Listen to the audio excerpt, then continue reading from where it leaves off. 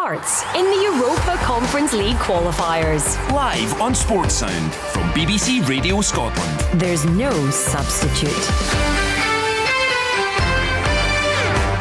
I think it's important that we're patient. You know, the tie's alive. On European ties, you've got to be prepared to maybe go the full way into extra time as well, and even penalty kicks. Hearts is a big club. We expect nothing but European football every year. We've still got a great chance to put ourselves back to where we were last year and then hopefully build on that. We're prepared as best we can. We're hoping that we're good enough to go and win the game here in front of a fantastic crowd at Tynecastle. Hibernian in the Europa Conference League qualifiers. The wonder strike from Junior. They lead Luzerne in this tie. And Easter Road has liftoff. Stevenson, the thunderous touch, turns, collects, across goal.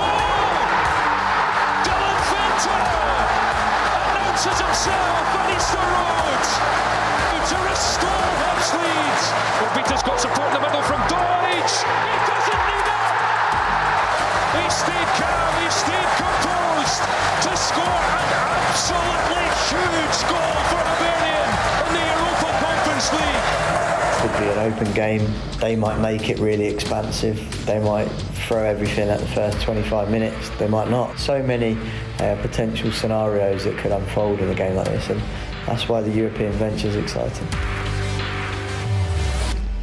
Welcome to Sports Sound, tonight with me, Jonathan Sutherland. A colossal night for Scotland's capital clubs in the Europa Conference. It could really set the tone for Hearts and Hibs for the season ahead. All the action with you tonight here on Sports Sound. Stick with us. It promises to be absolutely fascinating.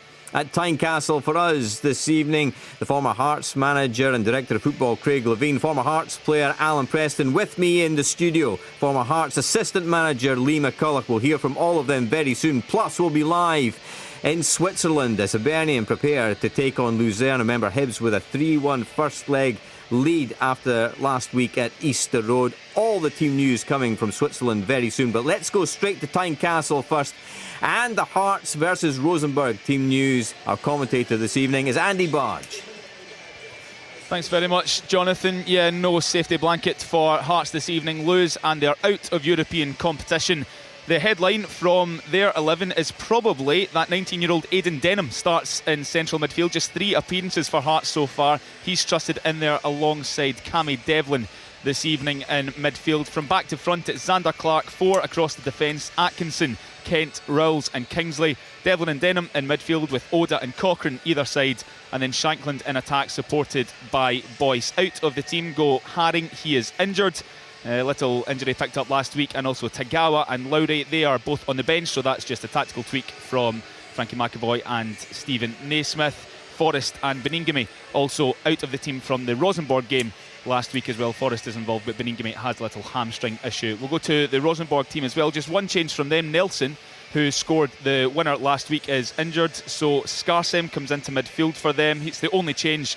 They go a 4-3-3 with Hansen in goals, Anderson, Reitan, Jensen and Pereira across the back. Borkeet, Skarsheim and Naipan, who's just 16 years old, by the way, assisted both of Rosenborg's goals last week. He starts in midfield as well. Thorvaldsen, the Icelandic forward, is through the middle with Fredriksson and Holse on the left. Andy Barge, thank you very much indeed. The atmosphere building at Tynecastle. We are expecting a sellout crowd, hoping to roar Hearts on to victory and onto the playoff round in the Europa Conference, where they'll play either PAOK or Hajduk Split if they can make it through.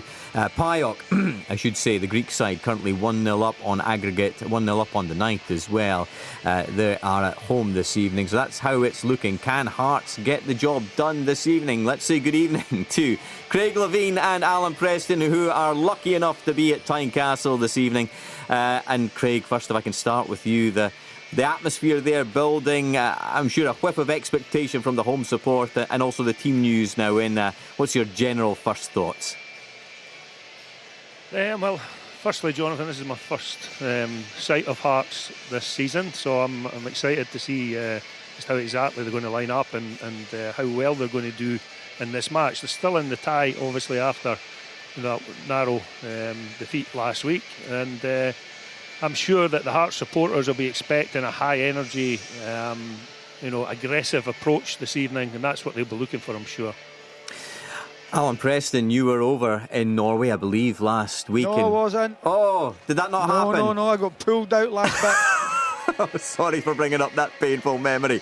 Well, you saved me $12.50 a pint, if nothing else. That's true, absolutely. So you're feeling flushed this evening and hopeful, I'm sure, for Hearts' chances. Obviously, last week against Rosenborg, it didn't sound like great shakes from Hearts in the first half. Obviously, they got the goal from Lawrence Shanklin to give them great hope going into tonight. And obviously, shades of last season as well against FC Zurich, albeit that was the Europa League, of course, when Hearts were 2-1 down from the away leg, came back to Tynecastle with great hopes, and obviously it ended in disappointment. George Grant got sent off and Zurich would end up 1-0 winners. Anyway, Hearts had the safety net of the conference last season. Not that way tonight, of course, Alan. What is your general feeling in terms of confidence this evening? And obviously you've seen the team news like us now. I've seen the team news and I've seen Hearts on a number of occasions already this season. They're going to have to play a lot better than they have shown so far, Jonathan. I thought the team selection last week over in Norway was strange, with Beningame being out 16 months and then 10 minutes at McDermott and starting, and it proved to be really not great for the young man, actually, because he was at fault for both the goals, and I don't blame him at all, far from it. He should never have been selected, in my opinion. They made changes at half-time and they got better, and they got that goal. If it had gone 3-0, the tie was over for me, but they got that goal from Lawrence Shanklin. And just looking at the team again tonight, there's another brave decision with young Aidan Denham being there. When you look at, like, say, Halliday's there, Grant's there on the bench, two midfield players, and they've picked young Aidan Denham, and his story's remarkable, Jonathan. He was let go at the end of last season for Hearts, and he went to East Fife on loan. He was training at the Oriam on his own, and he went down to Wigan on trial, and then he got the call from Stephen Naismith, who was then the technical director at Hearts, being named, and invited him back and said they believed in him and given him a chance. And when I've seen him, he's done very, very well. He came on last week over in Norway for 15 minutes and acquitted himself well. Again, he came on Sunday in what was a poor Hearts performance, but he stood out again for the period he was on. So he's got his chance tonight. You know, he's full of energy. He likes to get stuck in. He'll play forward passes. But again, it's a really bold decision by the management team. And you rest or die by your decisions, and we'll see what happens in this game. But I sincerely hope that they can get through to the next round. I really do. The fans deserve it. You know, it's a sold-out Tynecastle under the lights. It's going to be brilliant if they can get through, but it's going to be difficult. Absolutely. I wish I was there. We're in the studio this evening. Alongside me, the former Hearts assistant manager until April this past year, Lee McCullough, with me this evening. And Lee, good evening to you. Obviously, disappointment from a Hearts point of view that Peter Haring doesn't make it tonight. He rolled his ankle and he's just not been able to make it. But as Alan says there, a wonderful opportunity this evening for Aidan Denham, and you just hope that he'll take it with both hands. Yes, thanks, Jonathan. I think having Peter Haring out is a big blow. Beningame, I'm in the same boat as Alan. I think he probably needs minutes other than starts. He needs to come on and as a sub. Obviously, he's out tonight. But the big call tonight, I think, pretty straightforward team selection. Boyce will be the one dropping in more so than Lawrence Shanklin. But it's Aidan Denham, 3 appearances. When you've got Toby Civic, Andy Halliday, George Grant, Alex Lowry, who can all play in that position, then it is a brave decision. But Aidan plays with his heart on his sleeve. He will be the hardest working player on that pitch. That's what I'm going for tonight. Okay, it'll be good to see. Let's hope he does the business. Obviously, as well, it's back at Tynecastle. Craig, you haven't had a chance to see Hearts this season, but obviously the good news is that they've got 2 clean sheets, and obviously it was a good 2-0 victory away at St Johnstone on the Premiership opener. This past weekend, 0-0 at home against Kilmarnock. Kilmarnock had the better of it, let's be honest, but it was still a clean sheet from a Hearts point of view, and I guess in a way there'll be an extra edge perhaps from Hearts this evening. Obviously the stakes we all know about, but they'll be wanting to put in a better performance in front of this Tynecastle crowd than they did at the weekend. Yeah, for sure. And I mean, these games are very much looked forward to by the supporters. You know, I mean, last year I think Alan and I did the first couple of games in this competition, and or not in this competition, I think it was the Europa League, wasn't it, the first one? Zurich one, and then we done the conference after it. Yeah. So, and you know, part of the problem last season was that they didn't get that high energy approach that the supporters at Tynecastle are desperate for their team to play on the front foot and be aggressive. And if they don't do that, then I think it's caused themselves problems this evening, because they really need the supporters behind them. And the season hasn't started particularly well, but this is a great chance for them to really get the supporters behind them. What you've got to say is Rosenborg are, they're a well-known European side. They've been in Scotland a number of... St Johnstone played them a few years back. Celtic have played them on numerous occasions as well. They're in Europe every year. As where Hearts are still relatively new to it in recent years. So it's going to be a tough ask tonight. I think Hearts, as Craig said, I was here on Sunday and the crowd didn't get involved because the performance was flat. So they really need to up the performance levels tonight. It is still early on in the season, and I always think in Scotland the teams that play in the League Cup have a distinct advantage, because Sunday Kilmarnock have played 6 competitive matches to Hearts' 3, and that's a big advantage at this time of the season. So hopefully after the game on Sunday past there, they've got more minutes in the legs and they're up for it tonight. They're going to have to be. It's an interesting one from a Rosenborg point of view, because probably a lot of people listening tonight aren't avid followers of Norwegian club football. So let me just fill you in. After 18 games played, because of course they kind of play in the summer, obviously in Norway because of the weather, Rosenborg are 8th in the table. This is a top flight of 16 teams, so they're right in the middle of the table. 16 points behind the league leaders Bodo Glimt, 15 points ahead of the bottom club Ålesund. So yeah, very much mid-table, although they did finish 3rd last season, hence why they are playing in European football. Young team as well, just average age, just under 24 years of age. And Lee McCulloch, I think we're expecting them to be on the counter-attack this evening against this Hearts side. Counter-attack seems to be where their strengths lie, even in the home leg against Hearts, and clearly that will probably play into their hands this evening, and it's something Hearts will have to watch out for. But yeah, 2 clean sheets from Hearts so far in this domestic season bodes well in terms of trying to keep things tight at the back. Yeah, definitely. I think it will be a counter-attacking approach from Rosenborg, especially maybe at the start of the game. It'll be interesting. I'm the same view as Craig. It'll be interesting to see how Hearts not set up tonight, how they play. Are they going to go after the ball? Are they going to press them in the front foot to try and get the fans behind their back? Because from my experience being assistant manager last year, that's at times what we tried to do and we get picked off. So then therefore do you come back, sit in, and you've not got the fans with you? So it's a type of 50-50 situation. It all depends on the energy you've got in the pitch at times and your personnel as well, obviously. But that's what I'm most interested in seeing, how Hearts are going to start the game. But yes, for Rosenborg, we're going on about Aidan Denham tonight at 19 years old. They've got Naipan in the middle of the pitch at 16 years old. Incredible. So it is. So it'll be good to get eyes on him and see how he handles the atmosphere there, especially. Tynecastle can be rocking, as everybody knows, and Hearts will definitely be wanting to start this game first 5-10 minutes. As Craig said, they need the fans with them tonight. Yeah, it'll be interesting to see if Hearts just go for it straight away. Jonathan? Sorry, Craig, on you go. Of course you can, Craig. Yeah, Lee, so what do you think, about trying to play on the front foot and press from the front with Boyce and Shankland in the team? That was... Do you think there's enough energy there? Well, in my opinion, no. And that's how at times, when they played in the European campaign last season, it was difficult. It was difficult to get pressure up on the ball, and then obviously, as you know, you need the rest of the team to go with them. But there has to be a certain amount of pressure on the ball. So if they're going front foot, they could be easily picked off. Then you've got 2 players out the game or 1 player out the game. So that was our sort of dilemma. And Robbie kept going on about last season, the home games, we need to use this place, we need to use the fans, just like tonight. We need the fans, we need on board. But then again, if you go front foot against maybe like a team like Fiorentina, who've got world-class players, they can pick you off and it can leave you vulnerable as a team. More Hearts chat. Yeah, that's my coming thinking as well, actually, Lee. Sorry, Craig, I think there's a slight delay. Sorry, from Jonathan, that's the Tynecastle. last time I'll jump across you. No worries at all. I'm sure I'm sure that won't be the case, but thanks for saying that anyway, Craig. We must remember that Hibs are playing this evening in Switzerland. Of course they are. It's just that we'll be having live commentary from Tynecastle this evening.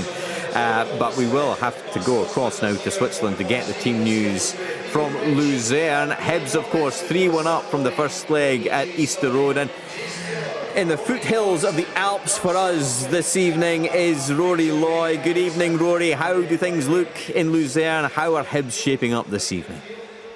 Good evening, Jonathan. Yes, the foothills of the Alps look magnificent, I must say. It's a lovely stadium, the Swissport Arena. We're sat here as the away end. The Hibs fans are making the most noise. It's starting to fill up. They've been in great voice for the last couple of days, and they'll be really looking forward to the game tonight. As for team news, manager Lee Johnson makes 3 changes from defeat at Fir Park on Sunday. Obita, Jago and Doidge drop to the bench, and in come Boyle, Yuan and Campbell to try and bring back the energy and, in the words of manager Lee Johnson, bring back the identity of the side. He goes 4-3-3, likely deploying 4-5-1 out of possession, so the team reads as follows: Marshall in the goals, back 4 of Miller, Fish, Hanlon and Stevenson, a midfield 3 of Levitt, Newell and Campbell, with wide men Boyle and Johan supporting new signing Dylan Vente up top. Both sides have struggled, Jonathan, to manage these qualifiers along with league business. Hibs beaten by St Mirren and Motherwell domestically. Luzerne have also struggled, just the 1 win in 4 league games, and conceded a last minute equaliser here at home to current Swiss champions Young Boys on Sunday. They make 2 changes from that match. Samani and Jacques drop out, and Marco Birch and club captain Max Meyer come in. Mario Frick's side go 4-2-3-1, Pascal Loretz in the goals, a back 4 of Severin Ottiger at right back. Marco Birch will partner Luzerne's goal scorer at Easter Road last week, Ishmael Becca, in central defence, with Martin Friedeck at left back. Nicky Baleko and the very, very talented young player Ardon Jashari will pull the strings in holding midfield, with Pius Dorn, Max Meyer and Jacob Kadak in behind 20-year-old frontman Lars Villager. Greek officials tonight, Jonathan, with the man in the middle being Aristoteles Diamantopoulos. So hopefully Hibs have an easier 90 minutes tonight than the 90 minutes it took me to finally get that name right. Aston Villa lie in wait, and this should be a cracking second leg. Let's just hope Hibs can get the job done. Absolutely. Rory, can I just ask you, in terms of the Hibs lineup, we were discussing it here in the studio just before we came on air. Is that Hibs' strongest lineup? Because it's just interesting when you look at Doidge on the bench, Lafondra on the bench. Both have made impact so far this season. But then when you look at Boyle, Vente and Yuan starting, I mean, you can't really argue with that either. What's your view? Yeah, I mean, in terms of Doidge and Lafondra, I think they're good squad players. Lafondra, as he's already shown, will get you a goal. Doidge will work his socks off.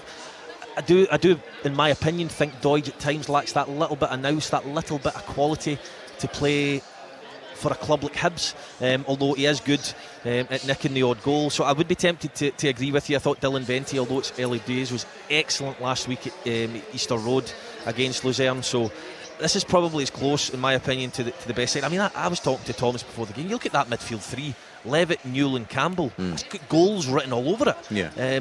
Boyle's got goals in him, of course. Johan, you know, I find him very frustrating to watch, I must say, because somebody with that much ability. He's so quick as well, though. He's so quick, he's so skillful, but at times he makes more often than not, he makes the wrong decision, which can be frustrating.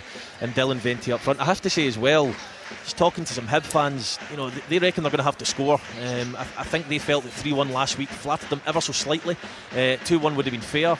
And speaking to, you know, some of the guys in and around Luzerne, the Luzerne fans, they seem very confident, strangely enough, being 3-1 down. But I think if they do drop into that 4-5-1, I think if they can get Boyle and Johan on the counter-attack, I think Luzerne will come after them. I think Vente's got a goal in them, and like I said, I think they will concede tonight, Hibs. I just hope that they can score enough to get through in the tie. Yeah, for the moment, Rory Loy, thank you very much indeed. Let's hope the best version of Hibs show up this evening. Thomas Duncan also out there for us. He's been catching up with the Hibs manager, Lee Johnson. This has all the makings of a huge European night. Big crowd, big following from Hibs, and a chance to set up a kind of mouth-watering tie with Aston Villa as well. Yeah, well, there's a big job to do tonight, we know that. Obviously it's going to be difficult for us, but at the same time we're buoyed by, I think, over 1,000 fans, and that will be big for us tonight. The pitch is nice and wide, which normally suits us if we've got the energy. I believe we will have the energy, because I believe, you know, Martin coming back in, Ellie coming back in, Josh Campbell, fit players that can use the width of pitches like this. But we've got to be diligent, but we've also got to offer threat, and that's really important today. You know, mindset is everything. The team news, so Martin Boyle obviously gets a start, and Josh Campbell and Ellie Ewan coming in. You picked a really attacking side last week and went for it, and it paid off. Is the approach slightly different coming away from home? I think, again, you look at the width of the pitch, a 2-goal lead, you know, I don't think we're without threats. That's a front three that are obviously very, very dangerous, you know, but we've got to do the defensive job as well. And I did throw caution to the wind in the home game, and it did pay off. But it wasn't without risk. There was 3 or 4 opportunities where we could have been 1 or 2-0 down, albeit some great blocks from the lads. And again, we'll need that today. We'll need to put boys to put their bodies on the line. But like I say, we want to score a goal. You know what I mean? We don't want to sit and defend on the edge of our box. I think, you know, when we're at our best, we're in that mid-block, and we're defending well, we're compact, and then we've got that counter-attack ability that's very, very dangerous against any team. You've asked for the energy and the intensity to be like it was last week. You've obviously had a fairly patchy start in the league. How confident are you that the guys are going to hit those levels again tonight? Well, we've had an extra day. You know, we've made changes in terms of freshness. That is the challenge with this side, to make sure that we do come out of it. But I think there's a nice balance of fear, concentration, aggression, positivity and confidence. So, you know, you're always looking, they call it the arousal level, to be on point. So there's no complacency, but sheer focus. And that's where, you know, we'll have to be tonight, because it enables you to concentrate but still stay in flow. Wins away in Europe don't come too often to Scottish teams. How big a statement would it be for you guys to come here? Obviously you don't have to win, but to even come through and get a result that takes you through, how big a statement? Yeah, well, we want to win. You know, we're not coming here to draw or to like I said, to shut up shop. You've got to play. It's too long. You can't waste time. You know, we're going to have to manage the game, but there's so much to do. Honestly, I've been involved in games where 2-goal leads turn like that, and even sometimes 3-goal leads, you know, can be dragged back after 120 minutes of football. So it's a great game for us. I think the fans deserve a night out like tonight, and we want to make it a really special one for them. We let them down on Sunday, and we want to make sure that we send them home extremely happy. And given Lucerne's quality, do you feel you'll have to score tonight? We might do. We've got to be prepared for all eventualities. This is a game of football and anything can happen. You know, there can be sendings off, big mistakes, there can be fantastic goals, and obviously we hope we're on the right side of all those type decisions. And if so, like, we've given ourselves a great opportunity to go and advance in the tie, and that is solely the focus tonight, is to make sure we advance in the tie. Hibs manager Lee Johnson there speaking to our man Thomas Duncan. It's a fantastic week of football. These weeks of European matches just get the juices flowing, I think, Lee McCulloch. We had Rangers obviously on Tuesday night getting the job done in Switzerland, and we hope this evening that Hibs will also get the job done against Lucerne. But it is going to be difficult. I suppose the good news we should also say is that, you know, Josh Campbell and Ellie Ewan have made it. They were injury doubts. Jake Doyle-Hayes hasn't made it, but you're quite impressed by the team Lee Johnson's gone for this evening, is that fair to say? Yeah, I thought Lee Johnson spoke really well there as well about managing the game. There's going to be times in the game where they're going to have to keep the ball and try to slow the game down. I mean, you've got a midfield three of Levitt, Campbell and Newell who can all handle the ball, and have got a bit of energy in that 4-5-1 formation, let's call it. You've got blistering pace out wide with Johan and Boyle, and obviously Vente, who started the season pretty well. They just need to be solid for the first 10-15 minutes. Be hoping for a better performance from Fish at the back. Hanlon get the experience, Stevenson get the experience, and Miller's got the energy levels to get up and down as well. So yes, I'm quietly confident for Hibs, and I really hope that they can do it tonight, because I think the manager deserves it after a bit of pressure that he's been under for the end of last season and probably this season as well. I know, it's incredible with Lee Johnson. It just seems suddenly you get one good result and then follows a bad one. But let's hope for a good one this evening, clearly. Let's head back to Tynecastle right now. Hearts limbering up for this huge match against the Norwegian side, Rosenborg. Head coach Frankie McAvoy, he's been speaking to Brian McLaughlin. Well, Frankie, your team selection. First of all, I have to ask you about Aidan Denham coming in tonight. Has he earned his spot? And tell us a little bit about him, because some of the Hearts fans won't know too much about him. Well, listen, he's a good young midfielder. He's been with us right through pre-season. He deserves his opportunity tonight. I think he's done well in the games he's come in, trained really well. So we're excited for him. I think he's done well, as I said, when he came on. Pete, obviously, we gave Pete every chance up until, early on today, but he's failed a late fitness test. So what an opportunity, a chance for a young boy coming here, full house at Tynecastle. I'm sure he'll do well. Yeah, sometimes youngsters, the fear isn't there. Is that what you're hoping for tonight? Yeah, well, I think, look, he came on last week and did well. And again in Sunday against Kelly. So he's not out of place. He's never looked out of place. He's done well in the pre-season games that we've done. So he deserves it and merit. You know how you have to win tonight. You've brought back Liam Boyce as well to assist Lawrence Shankland, hopefully getting the goals tonight. Do you have to go offensive from the start, or do you have to be just a little bit patient? I think it's about trying to find the balance is the most important thing, Brian. But we've went offensive. We know what we want to do. We've got good deliveries, hopefully for right and left. 2 good talismen get into the box. Good energy behind that. So we've picked a team that we think is capable of going and winning and getting us through to the next round. And how much do you think the crowd could play a big part tonight? Because European nights at Tynecastle, when Hearts are on the up, they can be fantastic, can't they? Oh, definitely. We know, listen, I said yesterday, Rosenborg will have played in many big stadiums. This is a young team that's coming. I think the fans could play a vital part for us tonight. But it's up to us on the pitch. We need to make sure that we can lift them, give them something to shout about. And if we can do that and get them behind us, then it could be a tough night for Rosenborg. Well, that's what I'm hoping anyway. And finally, on the transfer front, Odell Ofaya is here tonight. How good is that to have another player here this evening who will hopefully bolster your squad throughout this season? Yes, I said yesterday, we were delighted to get him through the door. I think it's important he comes here and sees what Hearts is all about as well. So we're delighted. I think it's another great addition for our backline and one that we're looking forward to as well to work with him. We think he's a good, exciting young prospect, and again, he needs to work his way into the team. Appreciate your time, Frankie. Good luck tonight. Pleasure. Thank you very much. Frankie McAvoy there chatting to Brian McLaughlin. Yes, Odell Ofaya, Brighton and Hove Albion central defender. Looks like he is signing for Heart of Midlothian, which will be a boost at the back. Alan Preston, you know your way around a transfer story. Do you know much about this guy? He's the nephew, apparently, of the famous Martin Offiah, the famous rugby league player. So he's obviously going to be a strong player.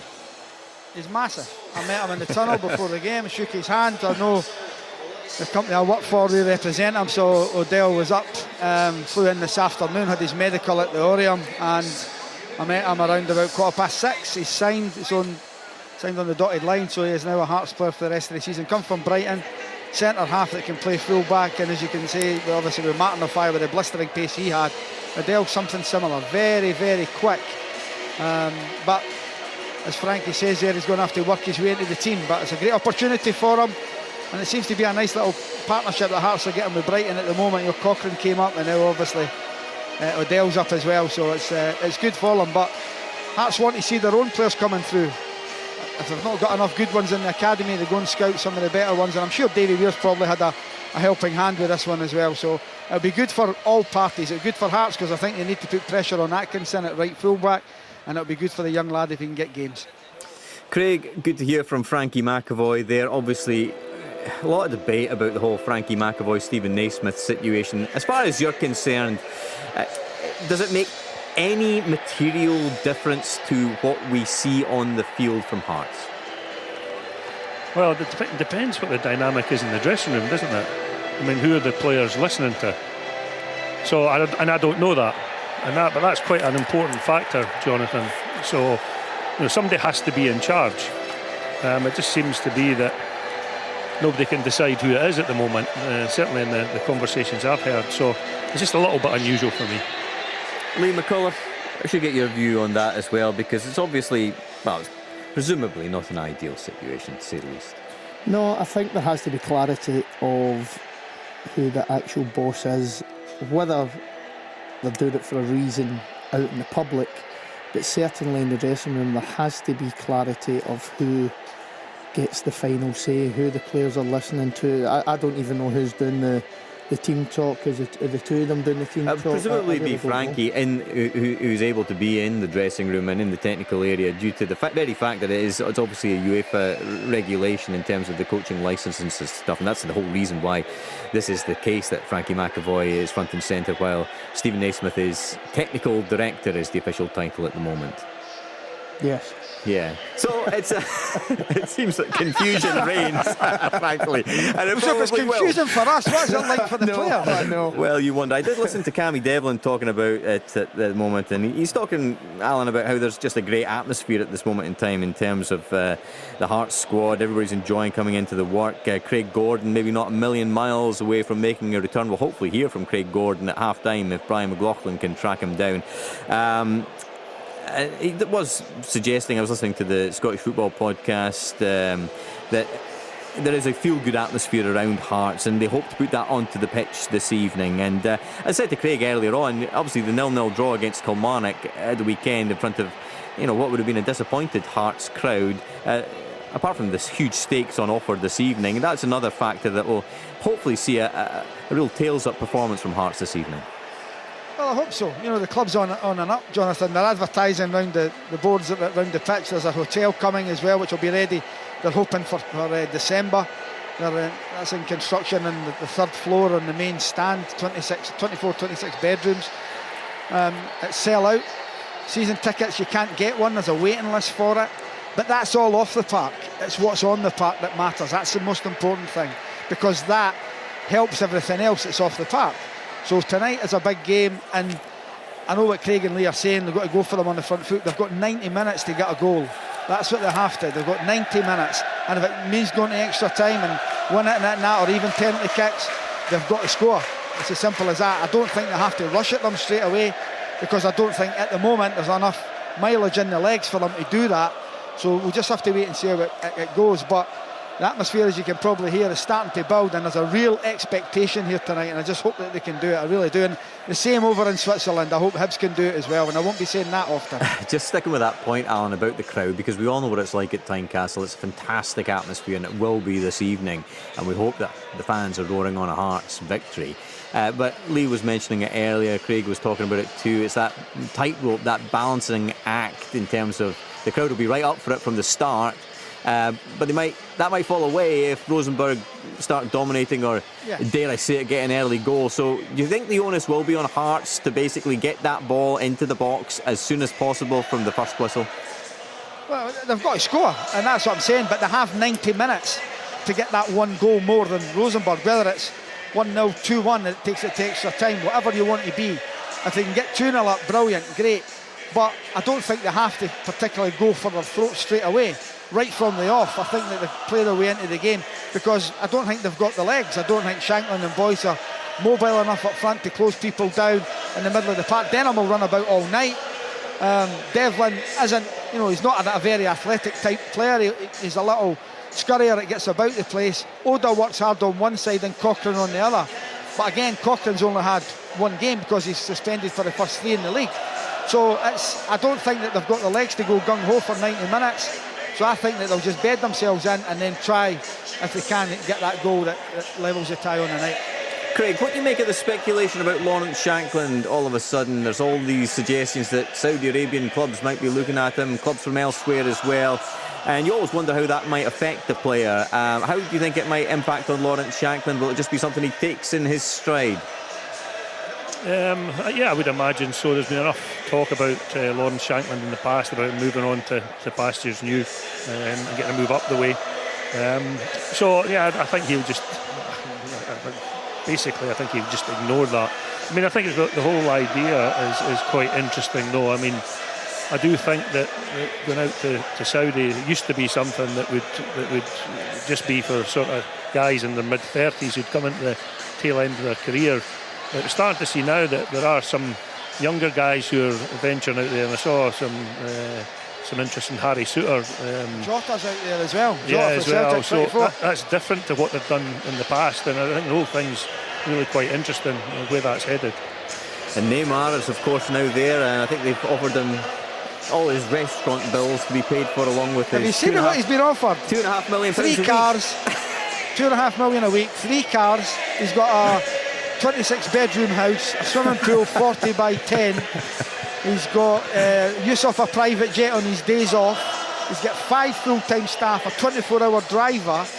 It's just ridiculous. That would turn Lawrence Shankland's head, wouldn't it? But the bottom line is, Jonathan, as I say to everyone, you can only take £300 out the cash line on a daily basis.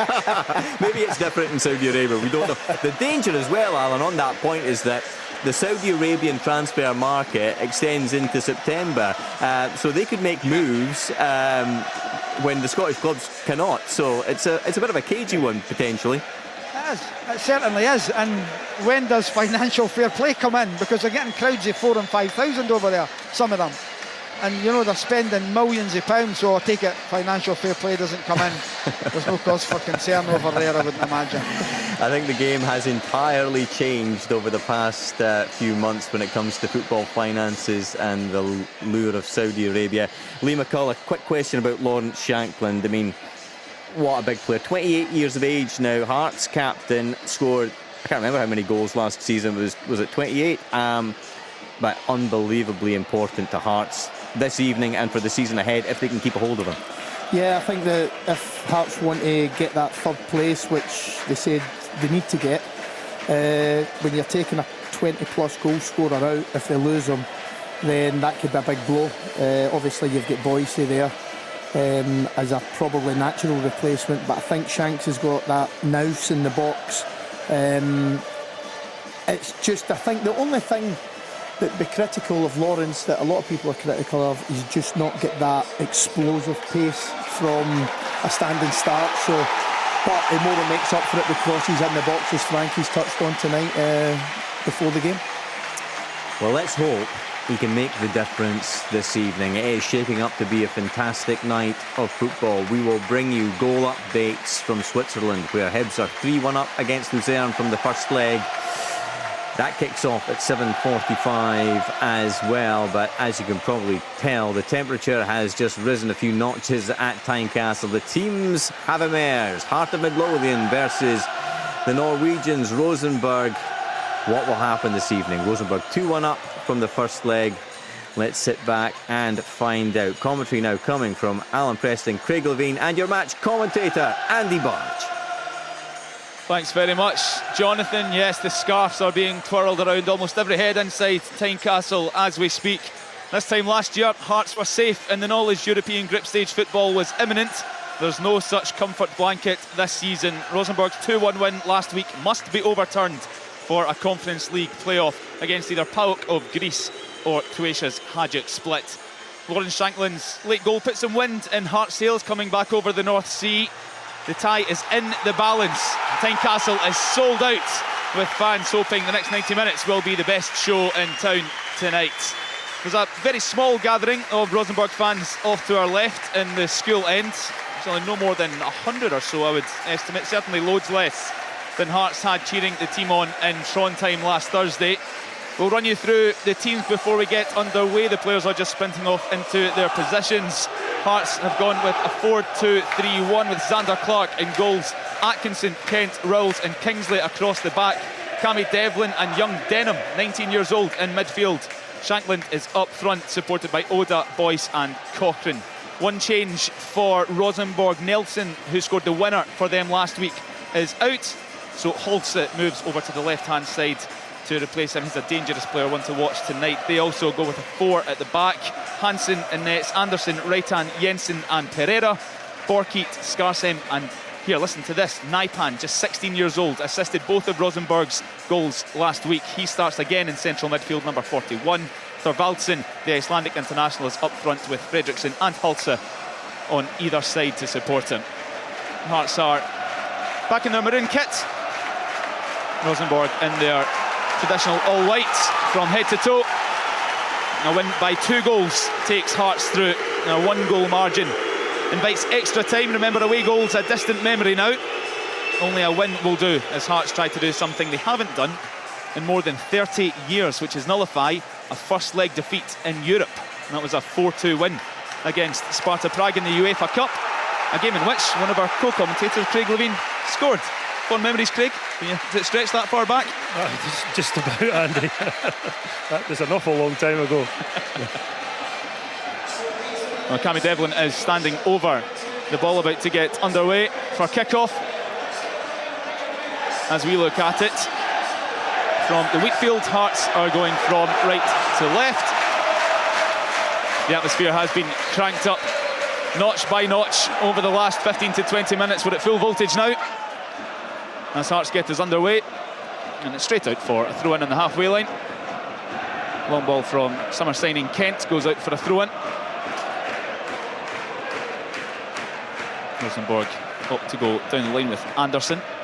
Kent gets his head to it first, nods it to Cochrane, who's in left midfield tonight. Alan Preston, he's been probably the left back more often than not, but in comes Kingsley.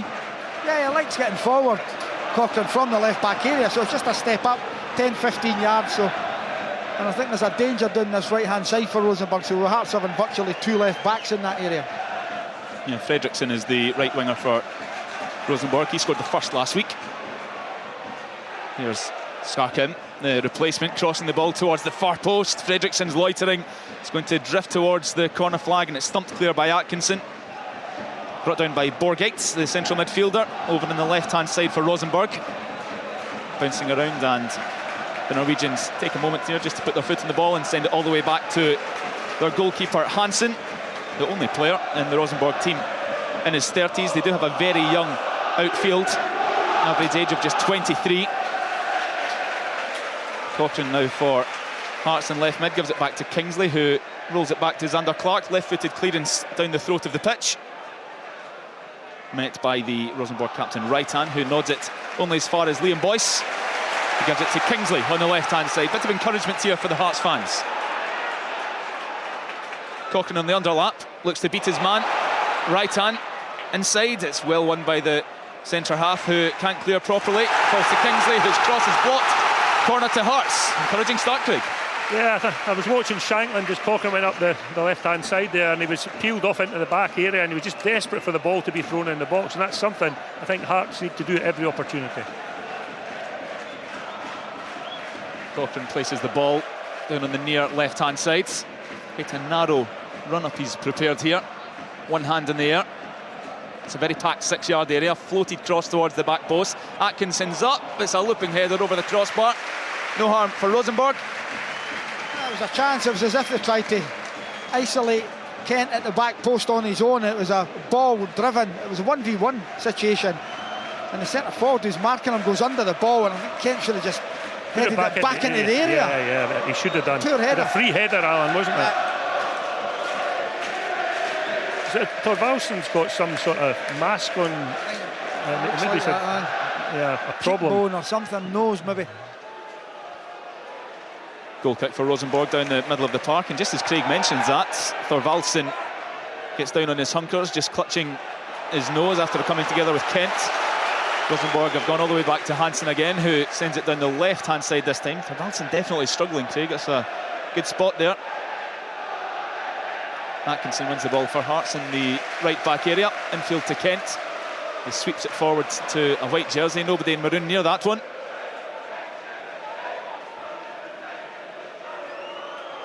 Hearts were dominant for stages against Zurich in their Europa League playoff last year, before the late goal really knocked the stuffing out of them. Can they capitalise on a good performance here if they can find one? Meanwhile, Rosenborg have won a free kick level with the 18-yard box on the left-hand side. It's Thorvaldsen who is coming together with Kent Allen. It's poor defending by Kent. He lets the ball bounce. He's got to go and attack the ball.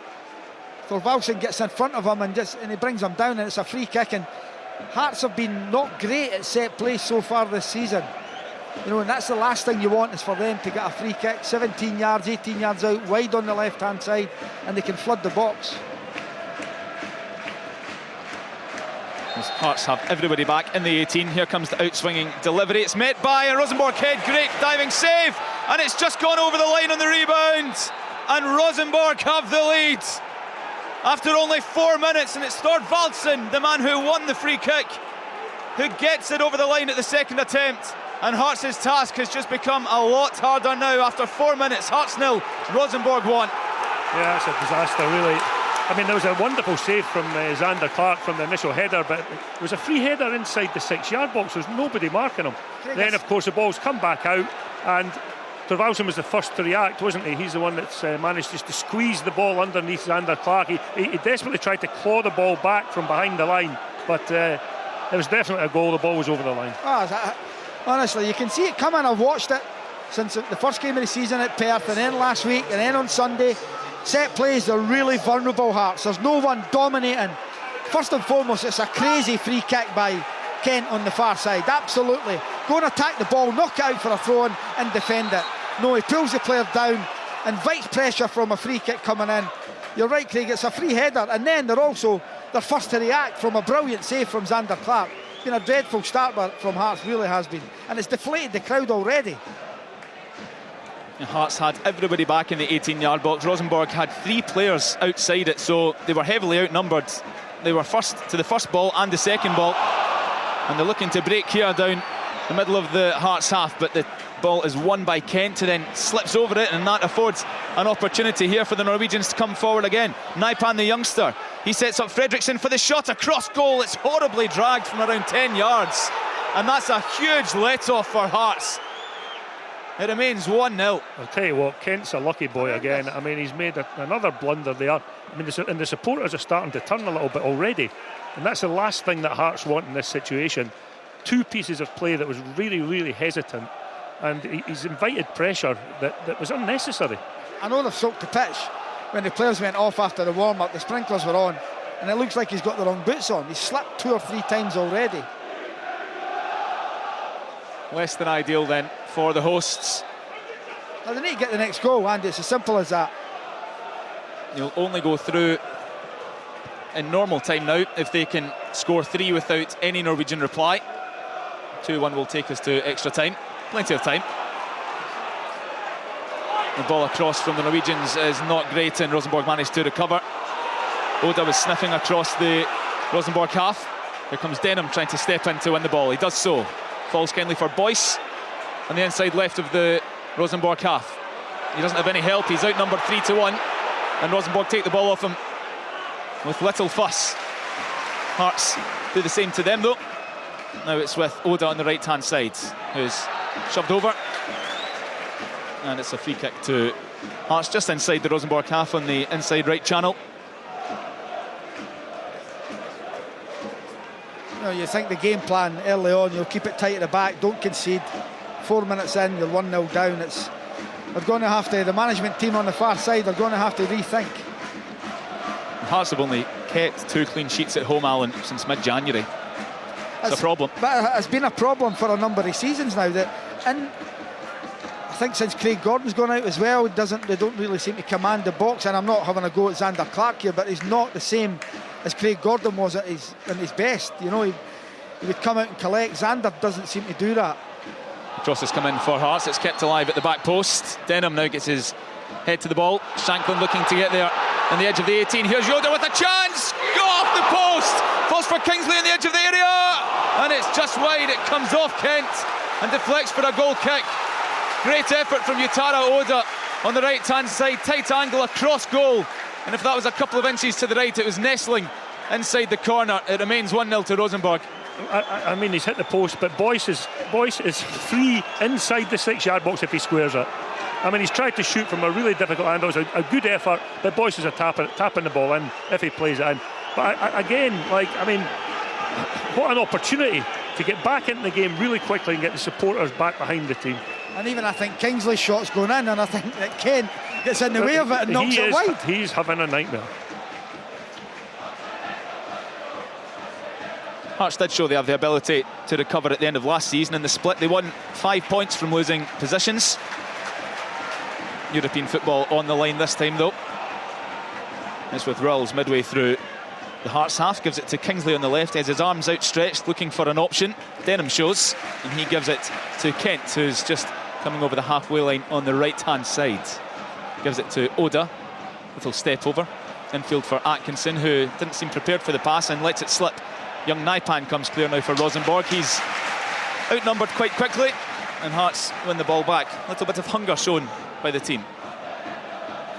Yeah, well, they're going to have to go for it now. You know, I was saying at the start of the game, play yourself in, keep it tight. You know, you've got 90 minutes to score a goal. That's gone right out the window after 4 minutes. They really need to get after them now. Devlin on the right-hand side wins the ball fairly, and it falls for his compatriot Atkinson, who was tripped, sandwiched really, by a couple of white jerseys. The goal scorer Thorvaldsen is the main culprit. So it's a free kick to Hearts around 45 yards out in the middle of the Rosenborg half. And they came pretty close last time from this situation. This isn't impossible though, Alan, to get a goal. No, not at all. Craig, 2-1. 2-1 takes us to extra time again. You know, and they're still in the tie. They need to get the next goal. It's as simple as that. Yeah, absolutely. Cochrane, little short run up prepared here. At quite an angle as well to clip this one into the Rosenborg area. Headed clear comfortably by Borkate. Absolutely no one in maroon challenging. And it's stumped away for a Hearts throw midway through the Rosenborg half. You mentioned goals, Alan.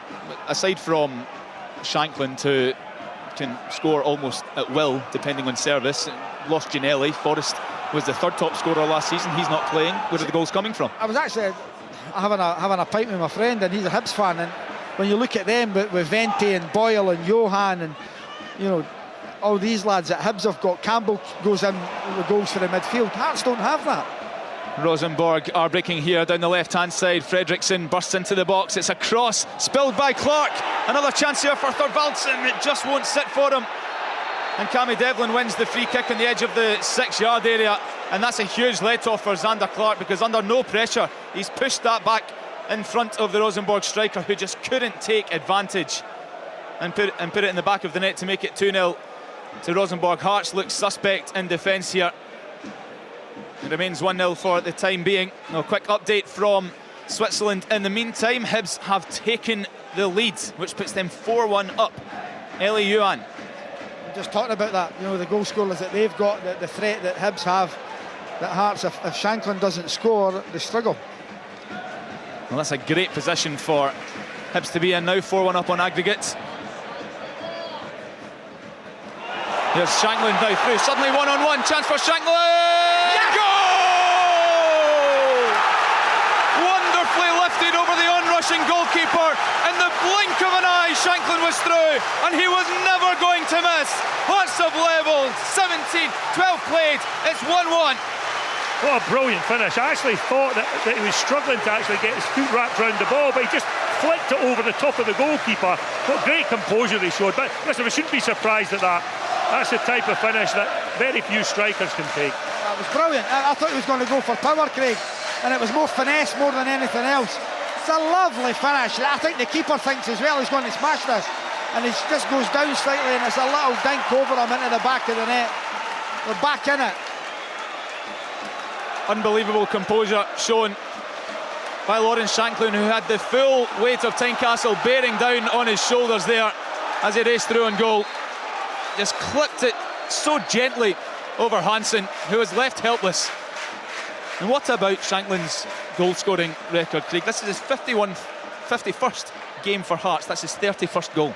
That's incredible, isn't it? Not since John Robertson there's been anybody comparable. And you know, he's the complete package. I mean, if he was really quick, he wouldn't be playing. He'd be in Saudi Arabia as well. With 3 cars and 5 staff and 24-hour butler. It's 3 and 4 for Shankland this season now, really picking up from where he left off. And Hearts have responded quickly, less than 10 minutes after losing such a sloppy opener. And that's a good thing, Andy, is they have responded quickly, because if it had gone into an hour or, you know, still 1-0 down, the fans would have found it difficult to back them, to be honest. But right back in the game, and you can hear this place again. It's absolutely raucous here at Tynecastle. Rosenborg are passing it around quite nicely though when they're in possession. They've just won a free kick kind of between the 18-yard box and the left-hand touchline, around 40 yards from goal, which will be delivered in by the left-back Pereira. I tell you what's interesting as well, Andy, and that's 2 attacks Hearts have had, and I think the Rosenborg defence looks really dodgy. I thought Jensen was at fault for the goal. He let Shankland run off him, and that's interesting for me, because Shankland will do that all day long if he gets encouragement. Alan spoke about Shankland having pace. He'd be a complete player. Was it you, Craig, maybe? But he showed them a clean pair of heels there. As the cross comes in for Rosenborg, it's bouncing around, thumped clear by Atkinson. Only as far as a white jersey though, and it's sent back in by Anderson, the right back. Hearts deal with it again, and it comes to Yoda, who was just about to nip away from his marker Pereira, and he just steps in his way, sends the Japanese player down, and it's a yellow card for Rosenborg's left back Pereira. Well, that's the one. If Oda gets up here, I'm sure he will, get at him. Pereira's got a long way to go with Oda one-on-one against him. Yellow card on about 15 minutes in. It's a long way to go for that left back. Had the stuffing knocked out of him there a little bit, the winger. I don't know if there are any neutrals in here, but if they are a neutral, it's a pretty good start, isn't it? How are they getting a ticket if they're neutrals? None go on sale. Xander Clark takes the free kick down the throat of the Rosenborg half. It's headed down by Boyce, only into the path of the Rosenborg goalkeeper Hansen. Speaking of Xander Clark, Alan, Craig Gordon back in training now. How do you anticipate that transpiring? Well, listen, Xander's a very good goalkeeper, but for me, Craig Gordon's probably the best goalkeeper we've produced. Craig gave him his debut against Livingston. I remember I was at Livingston at the time, and it was remarkable to see him, and what he's done in his career is incredible. And even if he comes back from that injury, good on him. And he was involved the last time Hearts played in the Europa League / UEFA Cup back in 04-05. Played in a group with Feyenoord, Schalke, Basel and Ferencvaros. It's the Conference League up for grabs again this season. As Clark has the ball midway through his penalty box, thumps it long. Met easily by Borkiet for Rosenborg. Update from Switzerland. Kabak has equalised for Luzern. So that's 1-1 on the night, 4-2 to Hibs on aggregate. Sounds like a thriller for the neutral over there as well. Rosenborg have it on the right-hand side with Holse sweeping across. And it's gone out of play though, easily seen out by Atkinson and Clark between them.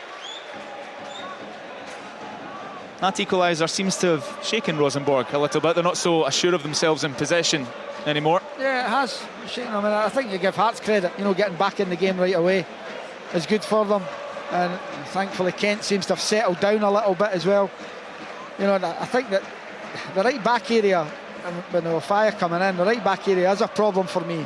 Atkinson wasn't a starter last year. Michael Smith was great. What a service he gave to the club for the years he was here. And I think that bringing someone in just to give Atkinson a little shake-up, because I don't think he's a starter every week for Hearts at right back. Rosenborg go down the line as Fredriksson, who's gone from the right to the left, tries to chase, but Hearts are swarming all over them, and they're forcing Rosenborg back here as Reitan is forced to play it back to Hansen in the goal. He sends it long. Rosenborg not really a fan of the building from the back approach. Here's Anderson on the right-hand side, though. Gives it to Holse, who's shown on the halfway line. I'm not so sure, Andy, they're that confident. They're 8th place in the league. I'm pretty sure they would have expected better than that. And they don't look like a confident side. I mean, they haven't dominated possession at all. The game has been pretty scrappy. It's been a game of mistakes so far. Craig, what I will say is that there we go. The Norwegian FA let them cancel their game at the weekend to help them play tonight. Did they? Yeah. There's a novel idea, eh? I wonder if that'll catch on. Devlin wins the ball for Hearts in midfield, rolls it back to Kent. Gives it to his partner Kai Rolls, now Cochrane. And this isn't the Rosenborg team of 20, 30 years ago that were winning title after title. They won 13 in a row between 92 and 2004. Played in the Champions League as well at the turn of the millennium consistently. They got the quarter-finals one year, did they not? Yeah, 96 they got to the quarter-finals. A real pedigree in Europe as a club. Yeah, sitting mid-table at the moment, although they are on a good run domestically. Rosenborg, they've won their last 4 after a sticky patch. I think Thorvaldsen's taken his mask off, isn't he? Yeah, and he's gone to ground here and won a free kick just on the halfway line on the right-hand side. Rosenborg do take it short and just roll it across midfield, right to left.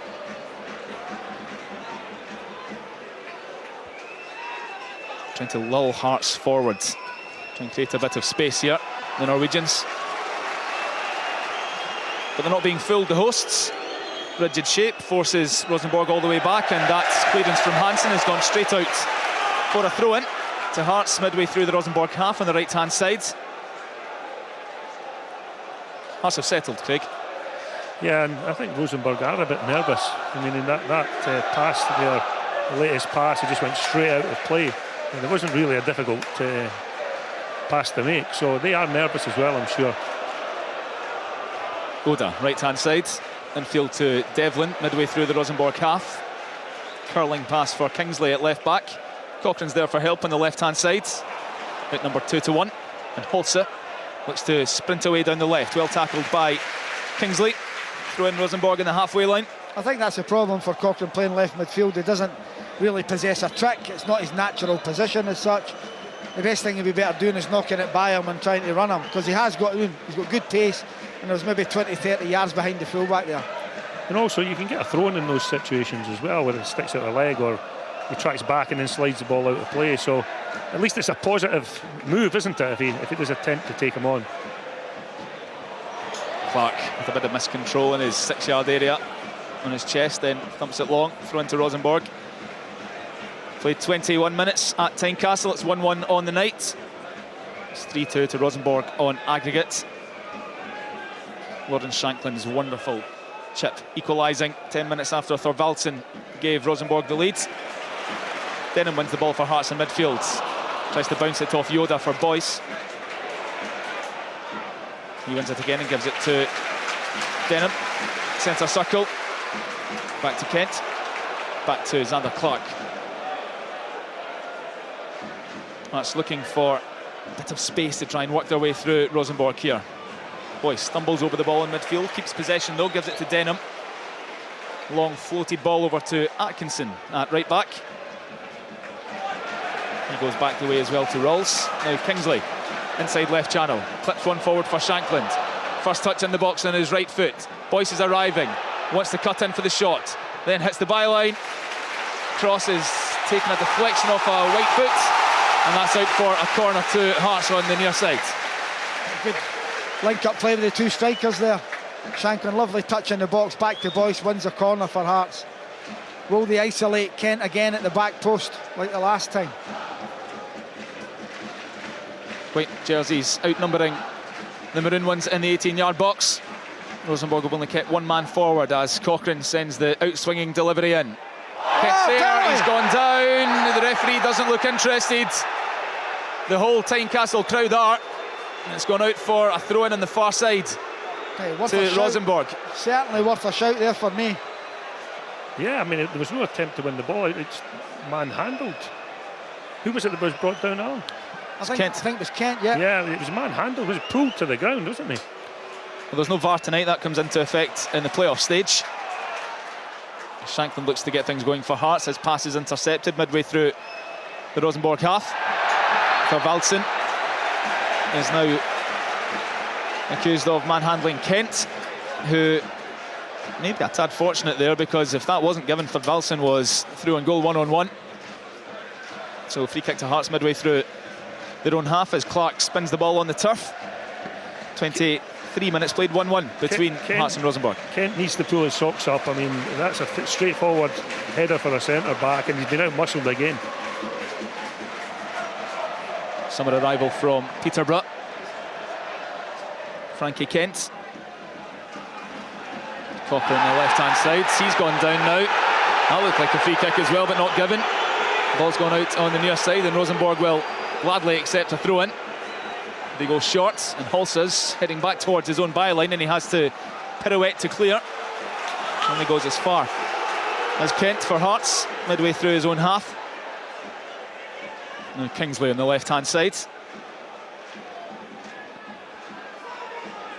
Frankie McAvoy did make the point, Alan, that he's happy with the possession that Hearts are having in games, but he has pointed out they are struggling to create clear-cut chances. Well, Andy, so far I haven't watched them at St Johnstone, and then on Sunday against Kilmarnock, it was all too pedestrian, it's all very slow. It's all right having possession, it's what you do with it.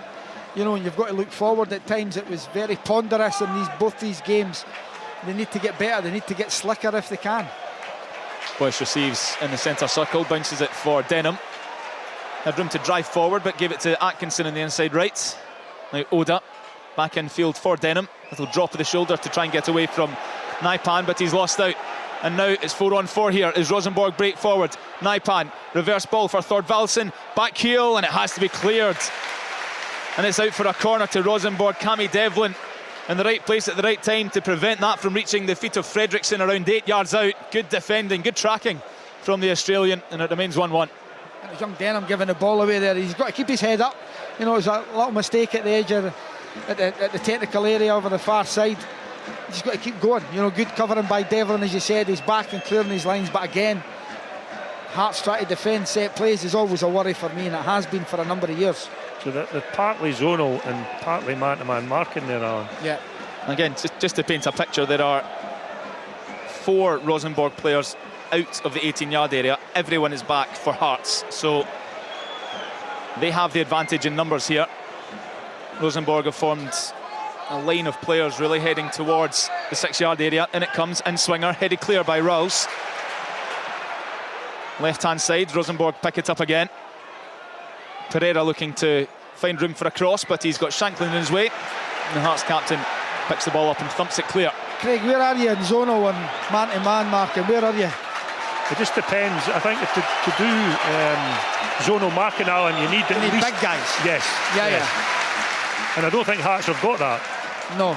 And that's the thing. I always thought that a run and jump will beat a standing jump. Hence, you need somebody. You know, you need big, strong centre backs. 3 of them spaced along the 6-yard line, and Hearts don't have that. Rosenborg in possession, knocking it around midway through their own half. Reitan, wearing the captain's armband, breaks the lines for Thorvaldsen, who bounces it for Borkate in the midfield. He sprays it left for Fredriksson. He gets the better of Atkinson, and he was looking for the 1-2 with Naipan. He went down. Free kick not given. And now maybe Hearts can transition. Oda down the right-hand side. Borkate breathing down his neck. Oda compelled to turn back in. Shanklin now. First touch is wonderful. Can he cross? Oh, it's a good save. It goes back to Atkinson. Great block by Reitan, the captain. And Rosenborg survive. I think Shanklin's trying to square it to Boyce, and the defender gets in, and it goes through to the keeper. What a chance. Oh, and I don't think I've seen a game with so many mistakes in it. Yeah, it's incredible.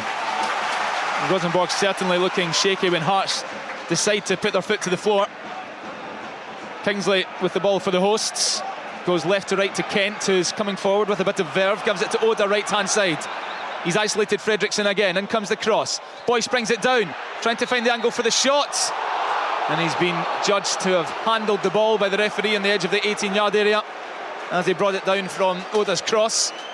Free kick, Rosenborg.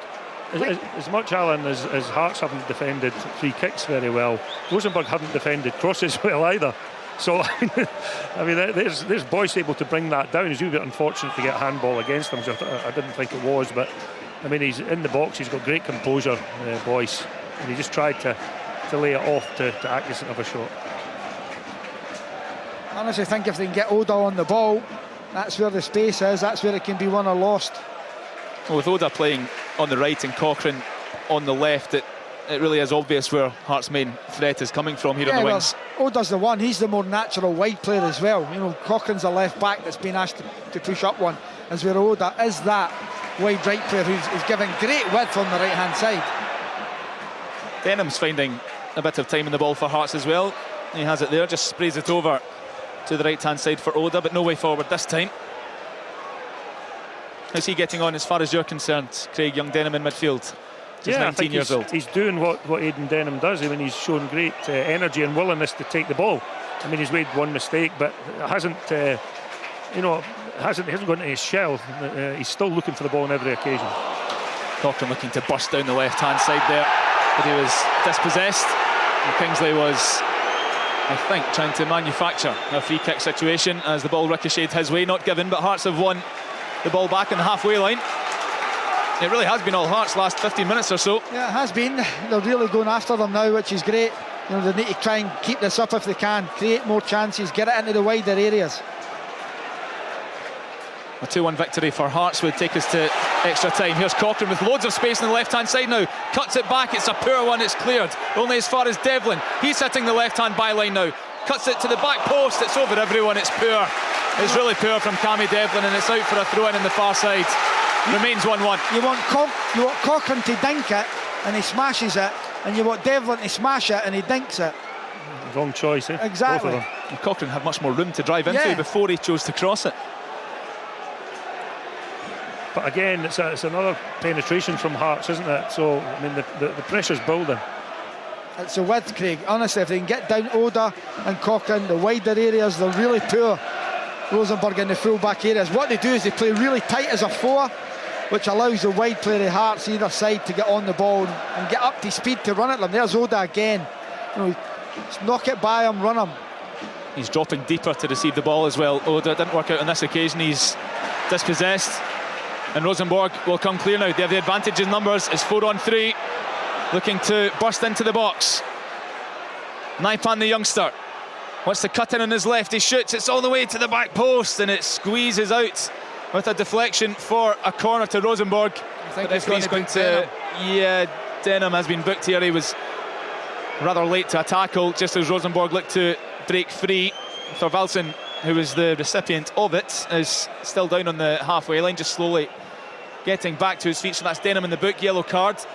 As Rosenborg prepare for the corner on the far side. That was Naipan running through there for the visitors, just 16 years old. Rosenborg's youngest ever player. The thing is now with Denham, that's his game. His game's being industrious, getting about people, closing people down. They're going to have to watch. It's a long time to go on a booking for a young lad. And Rosenborg's left back Pereira on a yellow as well. With Oda seeing more and more of the ball, that could really put him in a dangerous situation. The referee's not seeing this. There's a bit of afters going on in the box. Yeah, it's Jensen, number 23 for Rosenborg. He's at the back of this man train, waiting for the cross. Then Swinger, thumped clear by Kai Rolls. Back in again from Pereira, a few white jerseys offside. Kent heads it clear. Second attempt for Hearts, it falls to Boyce on the inside left. He loses out though. And here's a shot at goal from Rosenborg. It's harmless. Just slowly drifts across the turf and out for a goal kick from Borkate. The Hearts fans are letting their team know that they're in a hurry here. Shanklin goes down looking to collect the long ball. No free kick forthcoming. And Rosenborg now trying to manoeuvre their way past the Hearts press on the edge of their own 18. In slides Cochrane, he'll get a yellow card here. Sliding in on right hand, the centre half, as Rosenborg dallied in their own 18. Cochrane couldn't resist the opportunity to snatch the ball. Took man as well, free kick, yellow cards. He's going to have to settle down, Cochrane. You know, he's had, over his Hearts career, he's had crazy bookings at times, sending off, sitting out a 3-game suspension at the start of the domestic league. You know, and again, what is he now, 90 yards from his goal? Does he have to make that tackle there? The chances of winning the ball were minimal. You have to measure the risk in these situations pretty quickly, and I just think it was a reckless challenge. It was last season that it was Grant's decision to dive in the box that cost him. And he ended up getting a second yellow, sent off. They lost their chance to go through the Europa League groups. Cochrane sent off 3 times last season. That's him in the book now. 34 minutes played. Hearts 1, Rosenborg 1. Rosenborg leading 3-2 on aggregate, as the Hearts fans ironically cheer at the award of a free kick in the favour of their side. For a handball or a push maybe, just on the edge of Zander Clark's 18-yard box.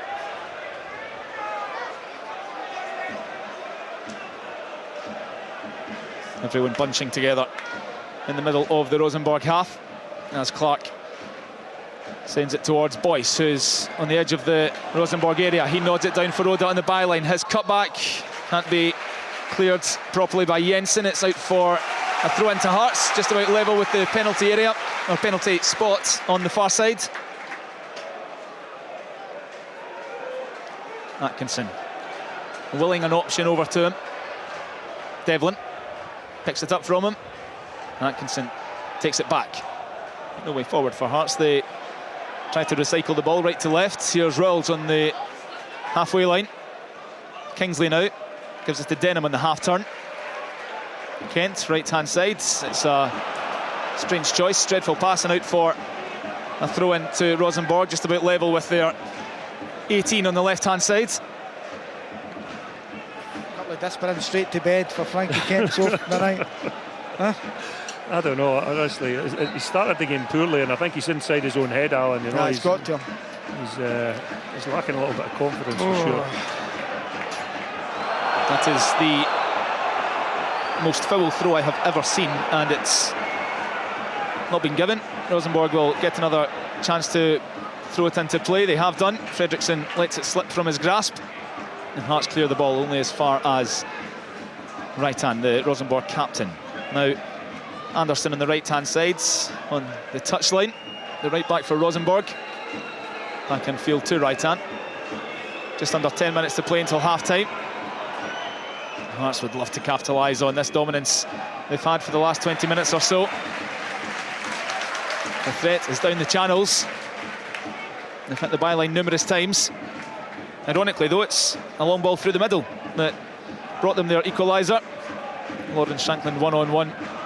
Picture of composure to chip over the keeper and make it 1-1. Rosenborg in possession, right hand side. Wonderful ball on the underlap for Anderson. Chance to cross, it's towards the back post. Clark comes and collects. Young Maipan was loitering. Good claim from the Hearts keeper, and he sends it long straight away for Cochrane. His touch looked magnificent, but might have been unintentional. Gives it to Shankland, who tries the back heel down the line. Straight to a white jersey, and Rosenborg turn over.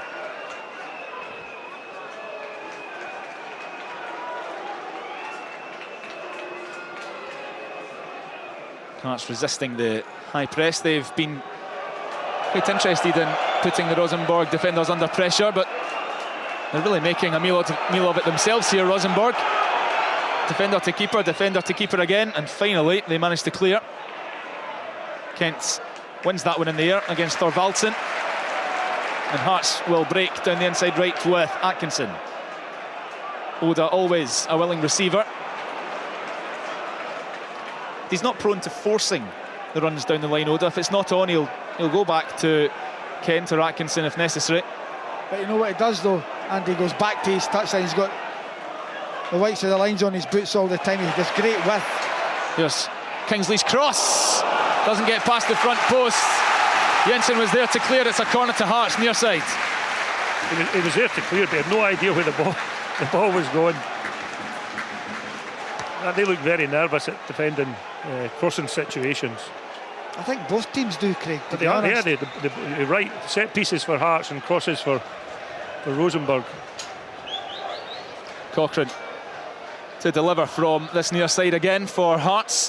One hand in the air, curling away from goal, and it's just taken off the head of Kingsley. Headed clear, picked up by Denham, who'll loft it straight back in. It's not claimed by the goalkeeper, flapped at it, but the second ball is claimed by Rosenborg, and they eventually send it clear.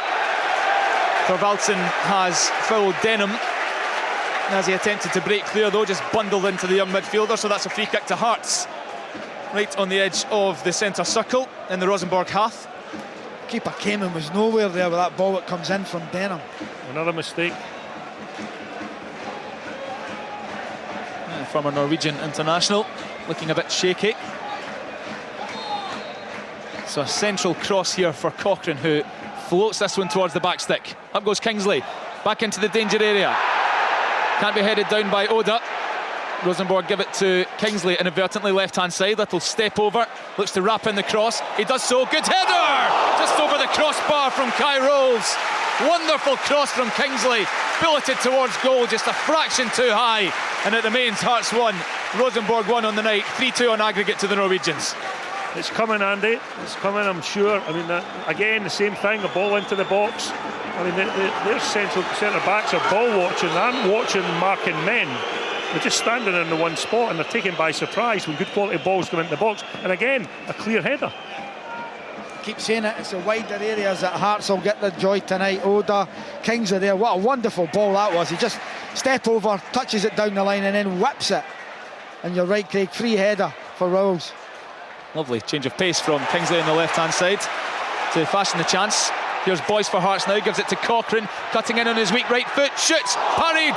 And Rosenborg clear it the first time of asking this time. Anderson, the right back, foot through the ball. And that's a throw into Hearts on the far side. Wow, they're racking up the chances here at Tynecastle. A goal in the next 5 minutes would really electrify this place even more. Yeah, if we could nick one before half-time, it'd be brilliant. The goal would level it on aggregate for Hearts. And that clearance by Jensen has come off the shin of Boyce, I think, and that's gone out for a throw into Rosenborg on the far side. A bit of respite for them. Just a reminder of what's happening in Switzerland. It's 1-1 between Luzern and Hibs. It's 4-2 to Hibs on aggregate.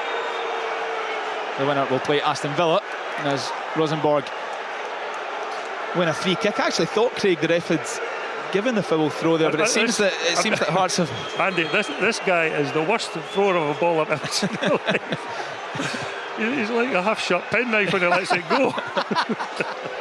But it's not the first occasion Pereira has done that, but play was waved on, and in the immediacy of that, Hearts have committed a foul. Allegedly, I think it was Boyce, he was certainly complaining about the decision. Rosenborg now on the halfway line through Reitman. No way forward though. Hearts are proving a tough nut to crack here after a shaky first 5-10 minutes. Kent gets the better of Thorvaldsen this time from the long ball. Denham now picks it up in midfield. Well, that's a strange pass from Devlin from right to left. Somehow though, Hearts have won it back, and Boyce then gives it straight to Pereira on the left-hand side. He was trying to send Oda clear, but instead here comes Fredriksson for Rosenborg, looking to slip it into the path of Nepan. It clips off Atkinson's boot though and rolls through to Xander Clark, who can come and claim with no hassle. All credit to Boyce there. I mean, he did give the ball away, but he sprinted back as fast as he could to try and make amends. It's actually great to see him back, Craig. He's a top player, he really is. I felt there he could have rolled the ball up the inside of the full-back for Oda instead of trying to play it right to his feet. But you know what, it's brilliant that he's back. He gives Hearts another dimension. It's so great just dropping into the hole, you know, and trying to pick up and set runners off. He's a very good player, very clever. And he's so composed in the penalty box, isn't he, when he gets an opportunity. He's returned from his second ruptured ACL, Liam Boyce, as Devlin is sent in behind, but he can't bring it under control with his first touch, and it bounces away for a Rosenborg goal kick. Just a couple of minutes remaining until half-time now. It's been a very good first half, really enjoyable. A lot of mistakes made, goals scored, chances had as well. You know, it's been good, and again, they still just need to get one more goal, Hearts, in this game, and in the final of what, 47 minutes is left in it, plus extra time. And Hearts can still taste the defeat against Zurich last summer in the playoff for the Europa League, a game that they dominated here after losing the first leg 2-1, ended up losing 1-0. Cammy Devlin was quite up front really this week about saying it was on his mind earlier this week. It still bothers him. Chance to make amends this evening and take them to a playoff game for the Conference League against either Hajduk Split or PAOK of Greece. Rosenborg have the ball in their own 18. They seem to now have adopted the play out from the back approach as Skarsheim picks it up and sends it wide for Anderson. That is well done by Rosenborg to break the Hearts press. Here's Holson out, right hand side, looking for Anderson on the underlap.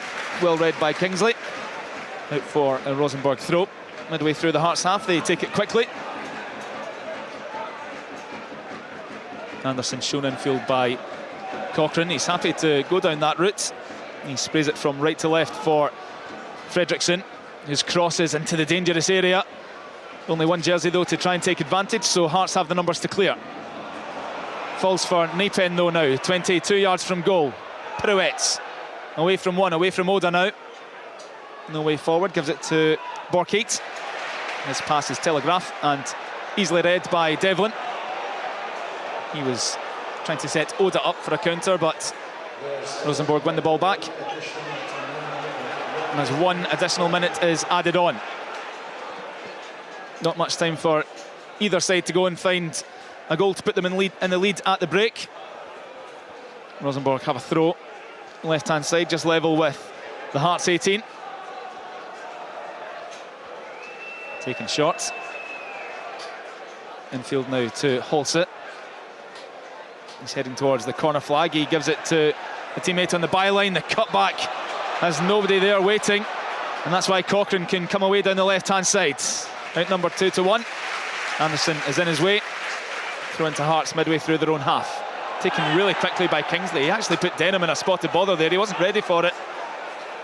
And Rosenborg win the ball back. Skarsheim gives it to Borkate. Foot in the ball, just periscope up, looking for options. Plays a 1-2 with Holset. Still in the middle of the park for Rosenborg. Got space on the left now for Pereira to receive. He's on the underlap for the 1-2 from Fredriksson. Oda's back and wins the free kick. And that is all there's time for in this first period. Hearts applauded off the pitch by their supporters. They've managed to get back into this tie after such a dreadful start. A really sloppy concession meant they were up against it from almost the first whistle. Thorvaldsen scoring on the rebound after a header was initially parried by Xander Clark, but not long after that, Lawrence Shankland, who else, drew them level on the night and brought them back to within one on aggregate. A superb chip over Hansen in the Rosenborg goal.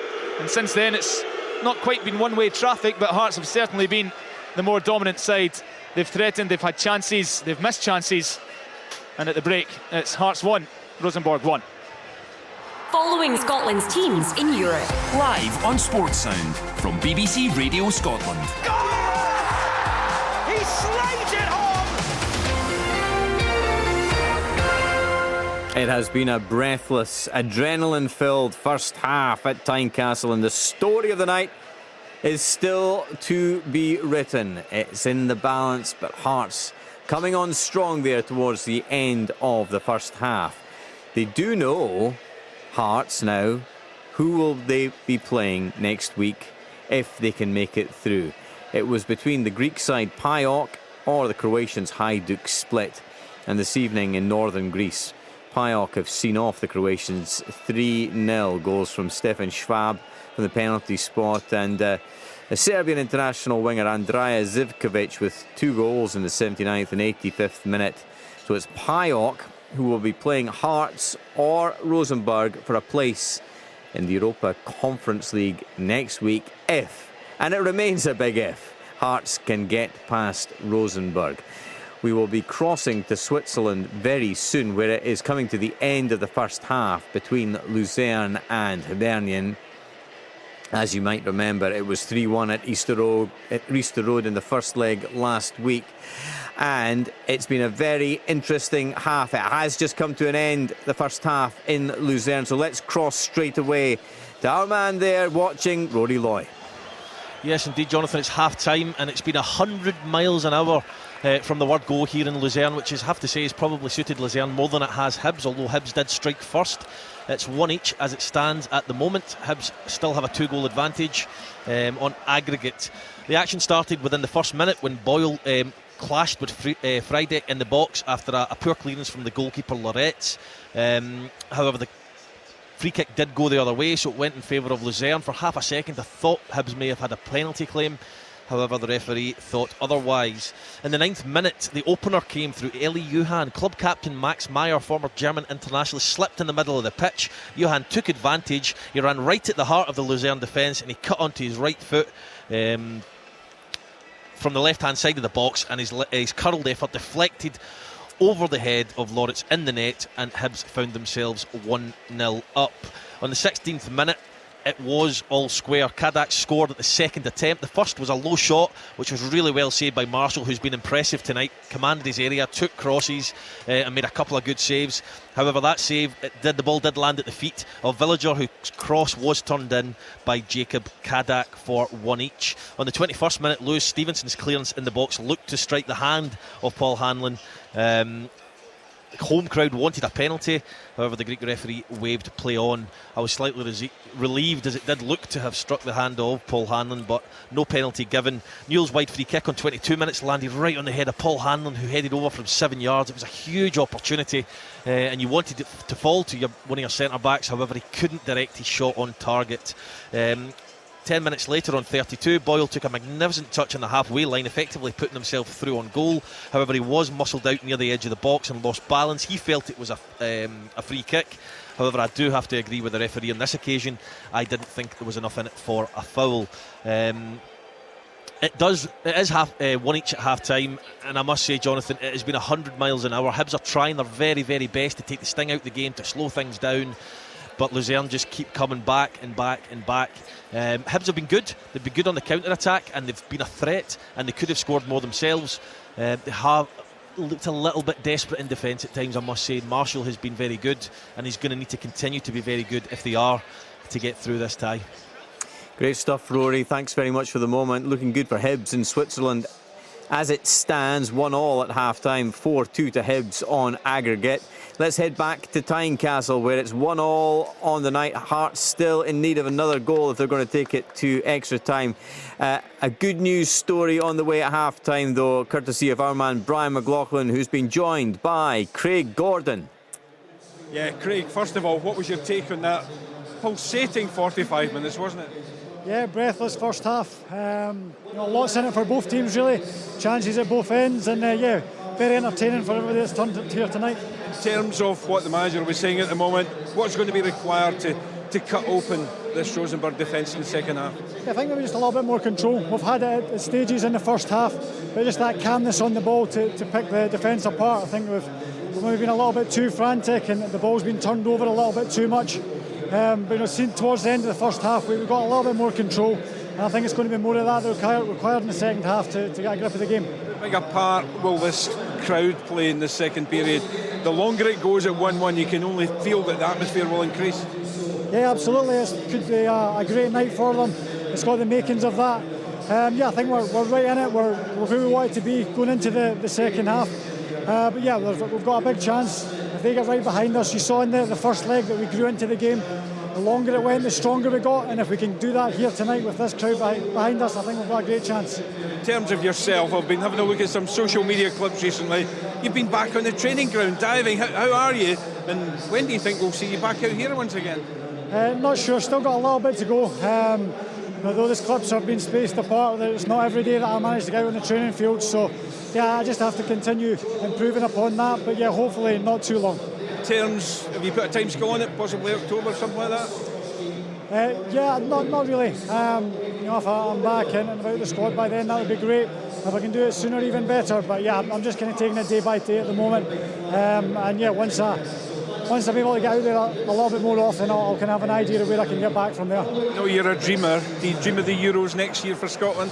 That would be fantastic, wouldn't it? Of course, I think every player would. Coming back from something like I'm trying to do at the moment, it's definitely a dream. But yeah, so much hard work to go between now and then, but I'll certainly give it my best shot. Appreciate it. Great to see you back once again, Craig. Thank you. Cheers, thank you. Great stuff. Craig Gordon might not have a timeline, Lee McCulloch, but Brian McLaughlin certainly does have a timeline for Craig, and it's October by the sounds of things. Let's hope we see Craig Gordon back between the sticks for Hearts before too long, but Xander Clark's doing a fine job at the moment in his stead.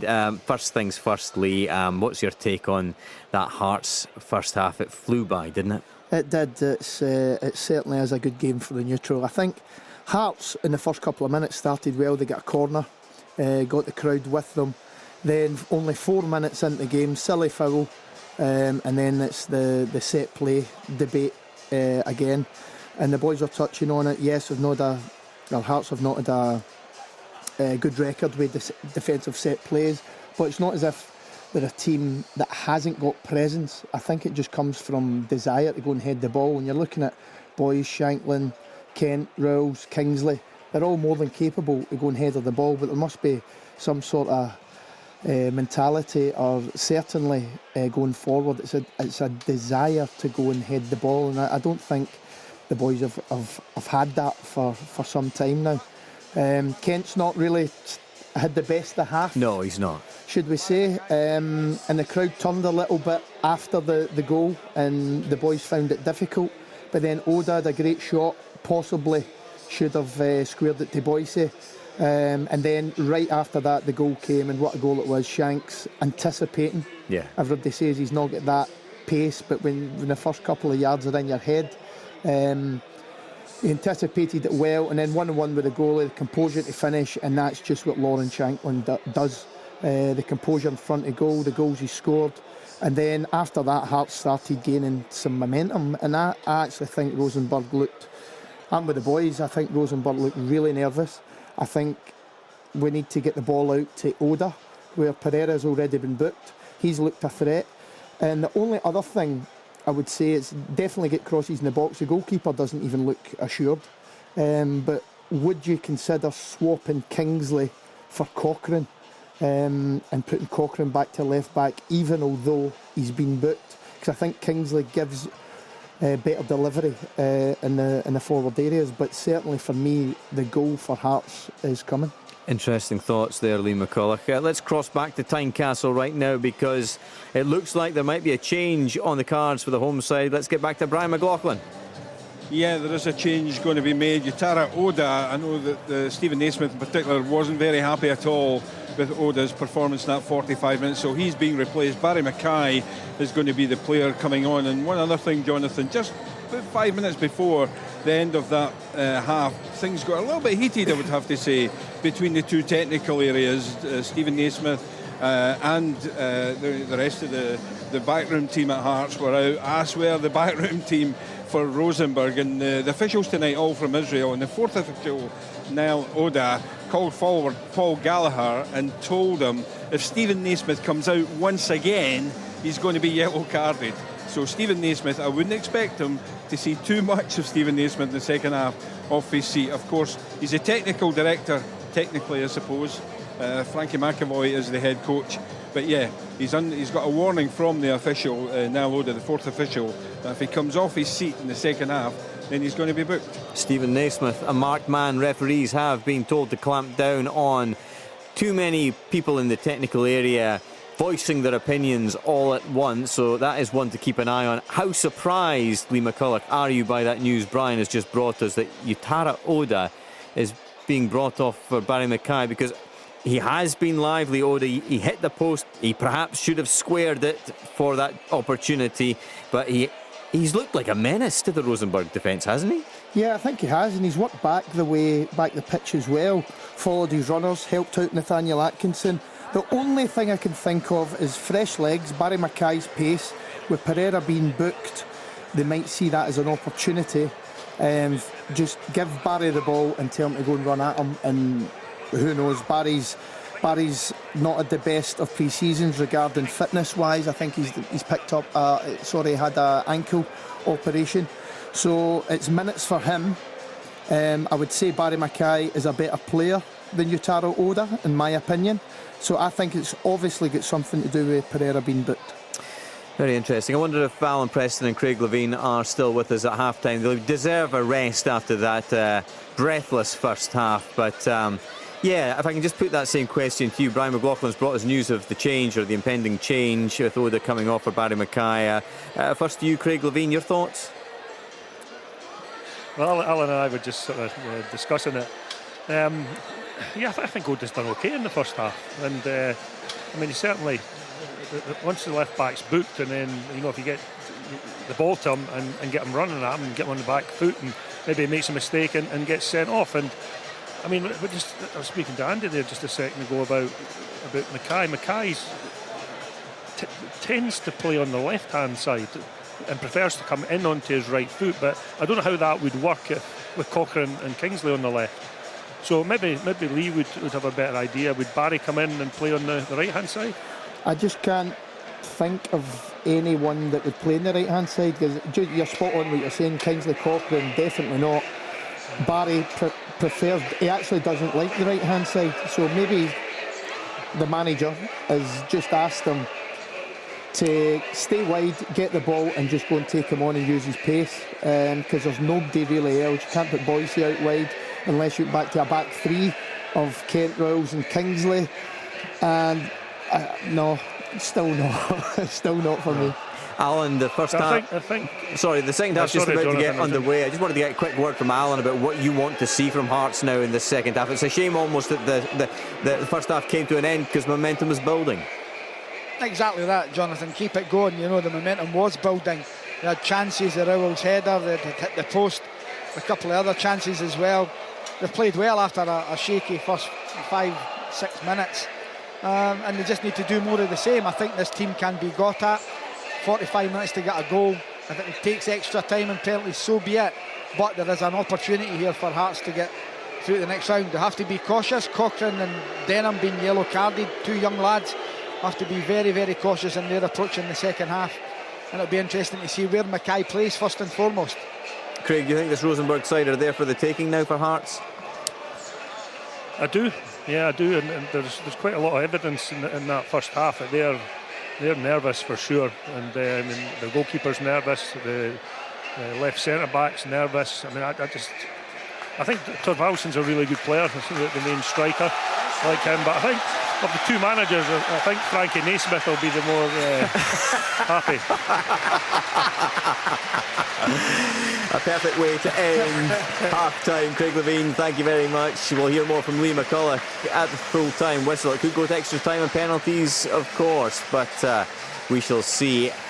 In Switzerland, it is currently Luzern 1, Hibs 1 on the night, 4-2 on aggregate. We'll continue to bring you updates as it happens from Luzern, but it's all about to get underway once again at Tynecastle. As Brian McLaughlin told us, Barry Mackay is entering the fray in place of Yutaro Oda. How will that change things in this second half? We're about to find out. Let's get back to your match commentator now, Andy Burge. Thanks, Jonathan. Yeah, confirmation of the change as Barry Mackay hops, skips and jumps onto the park, and he is heading over to the right hand side. So yeah, interesting to see what Barry Mackay's approach is going to be. As Lee mentions, he's so well known for starting on the left and drifting infield. I'm just wondering, Andy, Craig, if it's his trickery with Pereira being booked. You think it's his body movement, because he's brilliant technically when, you know, he can body swerve by players, and maybe that's something that they're looking at if they weren't happy with Oda, which I'm surprised at. He's actually cute as well, isn't he? You know, so he could draw another foul out of Pereira. Just back to fitness. Barry Mackay underwent a little procedure on his ankle at the end of the season. Hasn't played in either of Hearts' two league games or the first leg against Rosenborg, so his first 45 minutes of the season here. As Rosenborg have a throw in on the right hand side. The return pass is loose though, and out for a Hearts goal kick. Hearts looking for progression to play PAOK in the Conference League playoff. They have seen off Hajduk Split quite comfortably, 3-0 on the night, 3-0 on aggregate. So if Hearts are going to do this, a little trip to Greece inbound.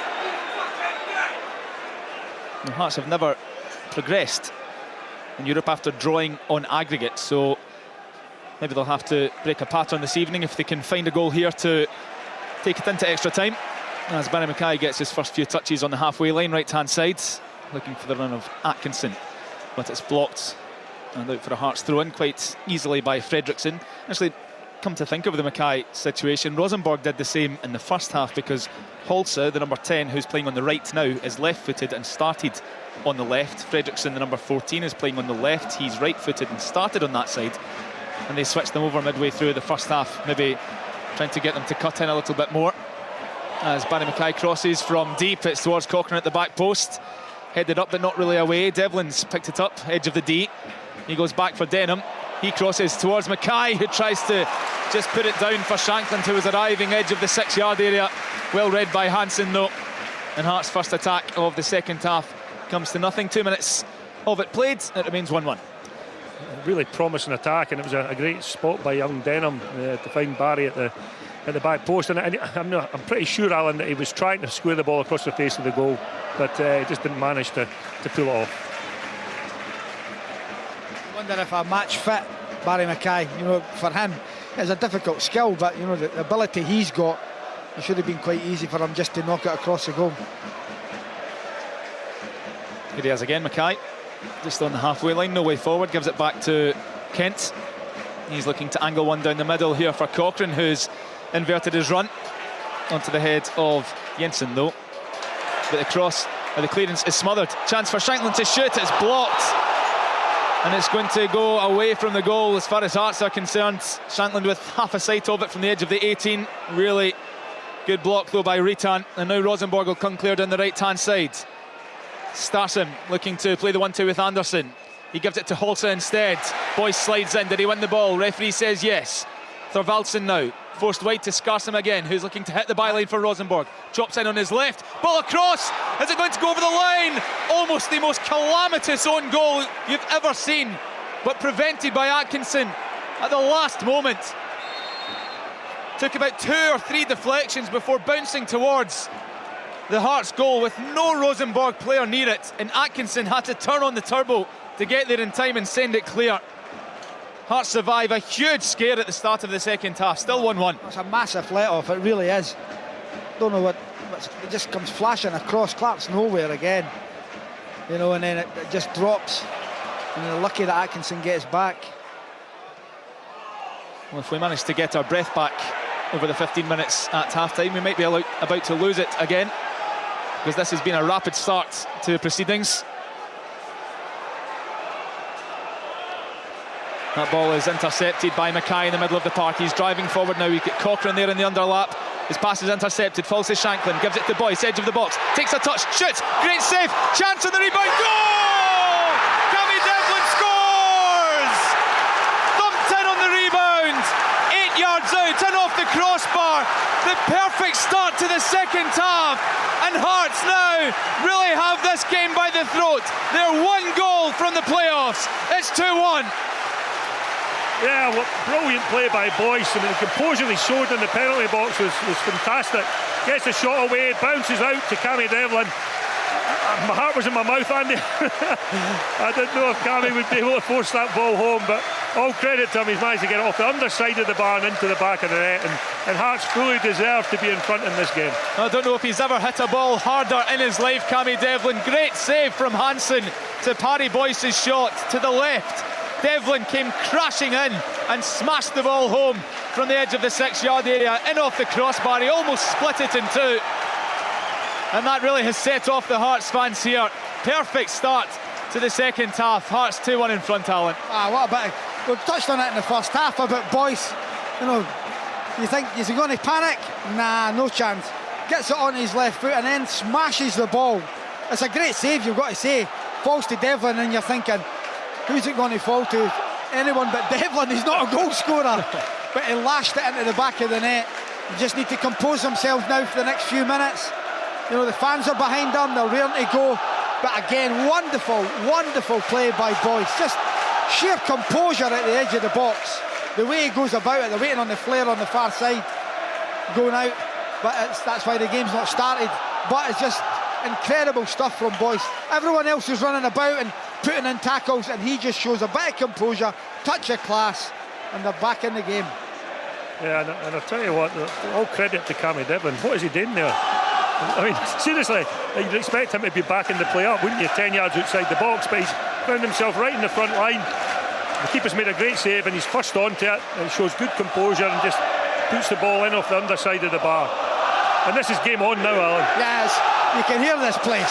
What a racket.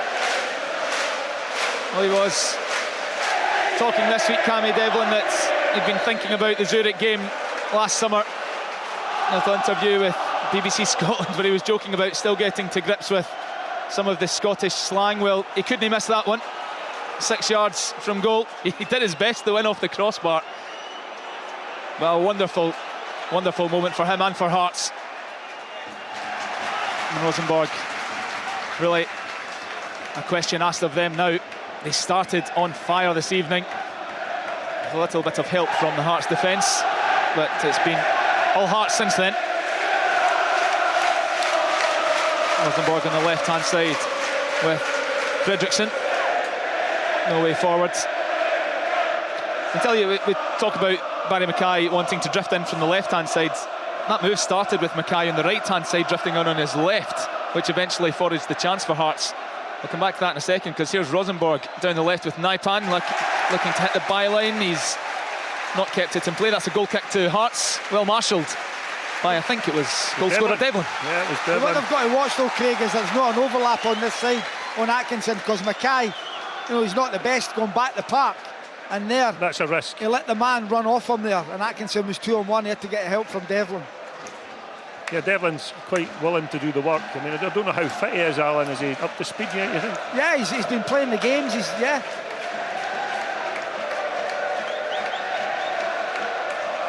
The Rosenborg interim manager Svein Malen said he expected a bit of a cauldron in Edinburgh tonight. Well, he's face to face with it now. Non-stop noise for the last couple of minutes after a shell-shocking start for Hearts, where the home crowd were silenced. 53 played. It's 2-1 on the night to Hearts. 3-3 on aggregate. Here's Kent bringing it over the halfway line, gives it to Mackay, whose cross is deep. It's too high over the crossbar as Hansen looked to cover his top corner. It was a bad cross or a... We'll go for a... I think we'll go for a bad cross there.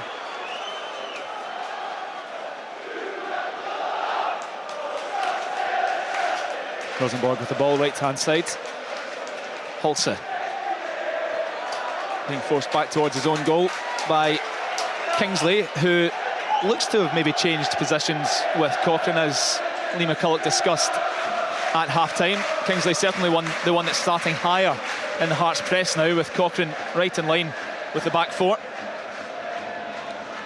It looks that way, but if there's a break in play, we'll find out if they go back and switch positions. Borkite picks the ball up in midfield for Rosenborg, gives it to Thorvaldsen, who's looking to break into the Hearts penalty area. They have to be careful here. Devlin wins the ball cleanly and fairly, and Cochrane sends it clear. He's caught late by Thorvaldsen, who surely the assistant can see is having a little word here, standing over Cochrane like a boxer who's just knocked out his opponent. It was just really a bit of a barge into the young English left back, but nothing doing really for linesman or referee. And Rosenborg, as play went on, have gone on and won a central free kick, which they've crossed towards the far post, although maybe the referee just evening things up a little bit there, as Fredriksson is penalised for coming together with Atkinson, as Clark came to claim the ball. 55 played, 2 on Hearts. Yeah, the Cochrane-Kingsley situation, it was just because the move had happened that Cochrane was deeper than Kingsley, so they've now went back to their normal position. Sander Clark launches the ball down the Rosenborg half. Boys can't latch onto it. Jensen, the left centre half, gives it to Pereira, the left back, whose long ball is aimless and picked up by Kent. Hasn't really been isolated yet, Alan, in the second half since Mackay came on. Pereira, who's on a booking. Yeah, not yet. There's still time. They can get the ball to Mackay. Atkinson on the ball for Hearts midway through his own half. It's a poor attempt at a switch though, picked up by Borkite for Rosenborg in the centre circle. Ball forward for Fredriksson. Central pass for Thorvaldsen. He was trying to lay one off. First time of asking for 16-year-old Naipan. He was advancing, trying to break the lines, but the pass went straight out for throw into Hearts midway through their own half. Atkinson to take.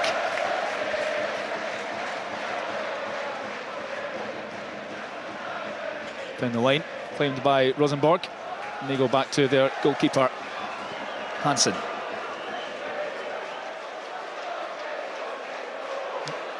Hearts have been knocked out of the Europa League playoffs 3 times against Dinamo Zagreb, Spurs and Liverpool. Looking to get to the Conference League playoffs for the first time after its recent inception. PAOK of Greece lying wait now.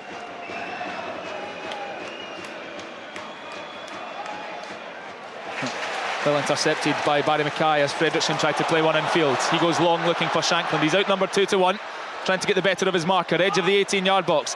Looks to clip one in for Boyce. It's just behind him as he was the man running onto it. And Rosenborg are able to clear. And they stay composed in midfield as well. Holse gives it to Nipan, who sprays one wonderfully over to the right-hand side as well. Rosenborg now breaking into the Hearts box on the right-hand side. Good tackle from Kai Rolls, dispossessing the right winger for Rosenborg. And he still has it on the left-hand side. Strange situation there with Kai Rolls and Atkinson exchanging passes in the left wing position. I know, you're right back in your left centre half playing 1-2s in the middle of the park. We'll go to Brian McLaughlin though, because there's a change coming for Rosenborg. Yeah, 58 minutes on the clock. Ollis Skarsson, who started this evening, he was the replacement, of course, from last week. He is being replaced. Number 28, Rasmus Witzelm, and Paul is the player coming on for the last half hour or so. Well, he's coming into a fiery atmosphere. Venus St. Paul. Hearts fans haven't let their voices drop since that second goal from Cammy Devlin went in. Really has the feel of an evening game now, with the sun having pretty much fully set. Great atmosphere inside Tynecastle. Sprint to Rosenborg midway through their own half, right-hand side. Won by Hearts, and it's sent forward for Shankland, who's trying to get the better of his opposing captain Ritan. His clearance is more up than away, brought down by Boyce, who's giving it to Shankland, who can't get round his marker. Well claimed by Hansen in the end. And here's Nipan bringing it clear for Rosenborg. Lovely Cruyff to get away from Denham. Here's Holse, left-hand side, gives it to the substitute, Viren St. Paul. Byline, chops in on his right foot. Clipped back into the box now by Holse. Nobody there in white to take it. And Xander Clark comes and claims rather comfortably. Just approaching the hour mark now at Tynecastle. Still 2-1 to Hearts.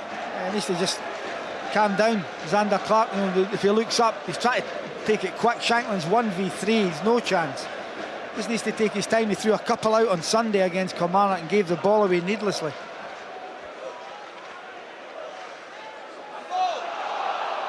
Hearts cry for handball on the far side. Fredrickson judged to have done nothing illegal. His team still have possession though. They're doing their best to lose it. Hearts doing their best not to win it, as Nipan once again comes clear through the middle of the park. He's got loads of space to run into, the youngster. Drifts onto his right foot. Can't get past Kent on the edge of the D. Comes to Fredrickson now, around 30 yards out. Deep cross. Xander Clark says leave it. Out for a goal kick to the hosts. Rosenborg's attack's coming to nothing, Craig. The game's really opened up, hasn't it? And those end-to-end stuff. And as up to this point, it's been really mostly been mistakes that have led to chances. And I feel that the team who makes the next mistake could suffer and find themselves in trouble. Rosenborg just seem to be getting a bit more joy in the middle of the park, Craig. There's a bit more coming from them. I think that change. Expertly brought down by Boyce from Clark's goal kick, but his layoff to Cochrane was misread. And Boyce slaps his thighs in frustration. His team have won the ball back though, as Atkinson gives it to Barry Mackay, who immediately is urged forward. Drifts in right to left, pass one, pass two, can't get past the third though on the edge of the D. The clearance falls to Denham, who looks like he was thinking about the shot, looking to break forward. He's clipped by fellow youngster Nipan. Free kick to Hearts, around 25 yards out on the inside right. This is perfect scenario for Kingsley. It's brilliantly set up for a left footer. Maybe a bit far out. Yeah, I think it might be. I hope I'm wrong, Alan, but it looks closer to sort of, what do you think, nearly 30 yards out? Yeah, it'll be that anyway, Craig. It's one of the main really arguments for Kingsley being in the Scotland squad over the last few years, is that we don't really have an expert free kick taker in the national ranks, but Kingsley certainly is one of them. 25 yards out or so here. Scored 8 goals for Hearts a couple of seasons ago. An injury interrupted season last term left him with none to his name, and he's slowly pacing backwards here with intent. Barry Mackay also on the scene. Would guess that that's a bit of smoke and mirrors for Hearts, because this is Kingsley territory. Couple of deep breaths. Tynecastle waits. Kingsley takes, it's dreadful, into the wall. Comes back to him and he lobs it in with his right foot now. All the way through to Hansen. And there's a free kick awarded to Rosenborg anyway, as Kent bundled over his marker in the box. And they gave it the big build-up, Craig. Yeah, I mean, there wasn't enough pace in the ball, even if I had cleared the wall for him to put it in the back of the net.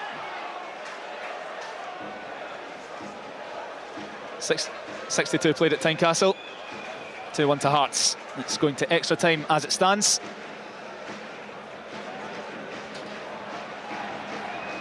Borkite in midfield for Rosenborg. Gives it to Fredriksson, who's forced all the way back. Nepan picks it up on the halfway line. And Pereira, the man on the booking for Rosenborg, who's had a pretty comfortable second half so far. Looks to receive the return pass, but it's headed away for a throw-in by Barry Mackay midway through the Hearts half, and that gives us a chance to go to Brian McLaughlin. Hearts change. Yeah, there is going to be a change here. Alan Forrest is the player coming off. He's just actually been told to sit back down inside the dugout once again. And it looks also as if there could be another change as well coming as well. Come back in a second, Andrew. Andrew, Sunday name. Thanks, Brian. I was going to say that. Rosenborg take the throw in down the left-hand side. And it's won by Pereira, but 50-50 duel with Kent's. Comes off for the Hearts defender. Thumped clear to the halfway line. All the way back to Hansen now. Interesting if Alan Forrest does come on, because he was one of the three identified by Rosenborg's manager Svein Malin as a main danger for Hearts, along with Oda and Shankland. Oda subbed off at half-time for Barry Mackay. There's Reitan for Rosenborg, the captain, on the halfway line. Quick pass out to Fredriksson on the right-hand side. Hearts are eager here to win the ball back, and they've won a free kick. Denham taking a sore one in the process. I think he's got cramp. Brian, I can see two maroon jerseys getting ready. What's the story? Yeah, the players coming off will be, not surprisingly, Aidan Denham. It looks as if he really has tired in the last 5 minutes or so. Liam Boyce, rather surprisingly, will be the other player coming off. Coming on, Alan Forrest, the first outing here at Tynecastle for a Japanese striker, Suki Tagawa, who will be coming on for the last 25 minutes or so. He made his debut at St McDermott Park, came on as a sub that day. He's coming on as a sub. This is his first game though at Tynecastle. And you can hear the appreciation that Denham is getting as he slowly walks off the park. He's been very good. Very good, young Denham, as has Boyce. Boyce has been excellent, and I think that's a precaution more than anything. The amount he's been out almost a year, you know, and he's been brilliant. That composure he showed for that second goal. On comes Tagawa, preceded by Alan Forrest, who scored in the Conference League group stages last season against Riga. So what's going to happen now is Forrest will come to the right. Mackay's back on his more familiar left-hand side, and it's Cochrane that will be inside to play with Devlin. Two up front, Alan, or is Shankland a bit deeper? But slightly deeper. And Cochrane, after moving into centre mid, gets his first touch, heads it out wide for Mackay. Kingsley with the chance to cross. It's great! Headed clear at the front post by Jensen. Over towards the corner flag, one back by Hearts. And Fredriksson claims the ball and wins a throw-in from Mackay. Wonderful pace on Kingsley's delivery, and if it wasn't clear at the front post, I think it was Forrest loitering just behind Jensen, who would have had a clear shot or head at it. And Rosenborg gained some yardage with the throw-in. Another one. Alan, have you seen much of Tagawa? Yeah, he came on up at St Johnstone. He should have scored actually, Craig. He was through and he hit a first-time shot. And then I watched him again at the weekend, and he wasn't particularly good in his home debut. But, you know, he's got pace. He's the one that leads the line, and it'll be great. Shankland is the one that will drop off him. Yeah, good. Long-term deal for Tagawa until 2027. Not his first taste of football in Europe. He played for Santa Clara in Portugal for 6 months, on loan from FC Tokyo. Rosenborg in possession as Pereira carries the ball across the halfway line, rolls it back to Reitan. He's begging for an option on the right-hand side. His pass was easily read by Cochrane. He tried to find Mackay, but gave it straight back to a white jersey. Here's Fredriksson now for Rosenborg. Cutting in on his left foot. Crosses towards the far post, looking for Vidas and Paul. But Hearts are able to clear through Devlin. Tagawa not able to latch onto it, though, and Rosenborg will come again. Atkinson in the way. Initially, Pereira heads the ball down now into midfield, but it's picked up by Forrest. And Kent wastes no time, just says, get that away from our box. All the way back to Hansen in the Rosenborg goal, under pressure from Tagawa. A split second too slow from the action. Cammy Devlin is hobbling back into his central midfield habitat. A hand on his right knee. I think it's maybe a dead leg he got. Yeah. Maybe a sore one tomorrow.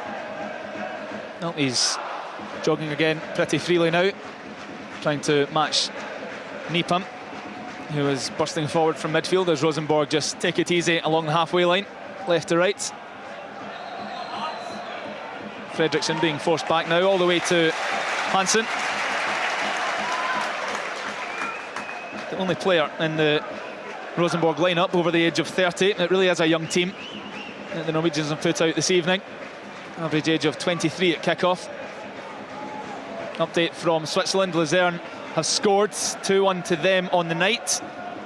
That means Hibs are still in front on aggregate 4-3. Tense moments in Switzerland. Adeni, the scorer for Luzern. Tense moments at Tynecastle as well, because if Rosenborg score one, that's them heading through as it would stand. It's level on aggregate 3-3 at the moment. 2-1 to Hearts on the night. Pereira on the left-hand side for Rosenborg. Deep cross. Picked up over near the corner flag by Fredriksson. Left-footed in-swinger over everybody. And Pereira will do well to claim that. But he's left-footed and his touch with his right foot wasn't good enough, and out for a goal kick to Hearts. I don't think Devlin can continue. I think he's toiling, I really do. They're going to have to do something about it. They're in discussions over the far side. He's hobbling away there. You know, you've got Halliday, you've got, I think it's Grant's got there as well. You know, they've got guys that can come in and play in there. He's really toiling. Would you take him off now or give him another 2 or 3? I would take, he's waving to the dugout, but take the decision out of his hands. He's struggling to walk.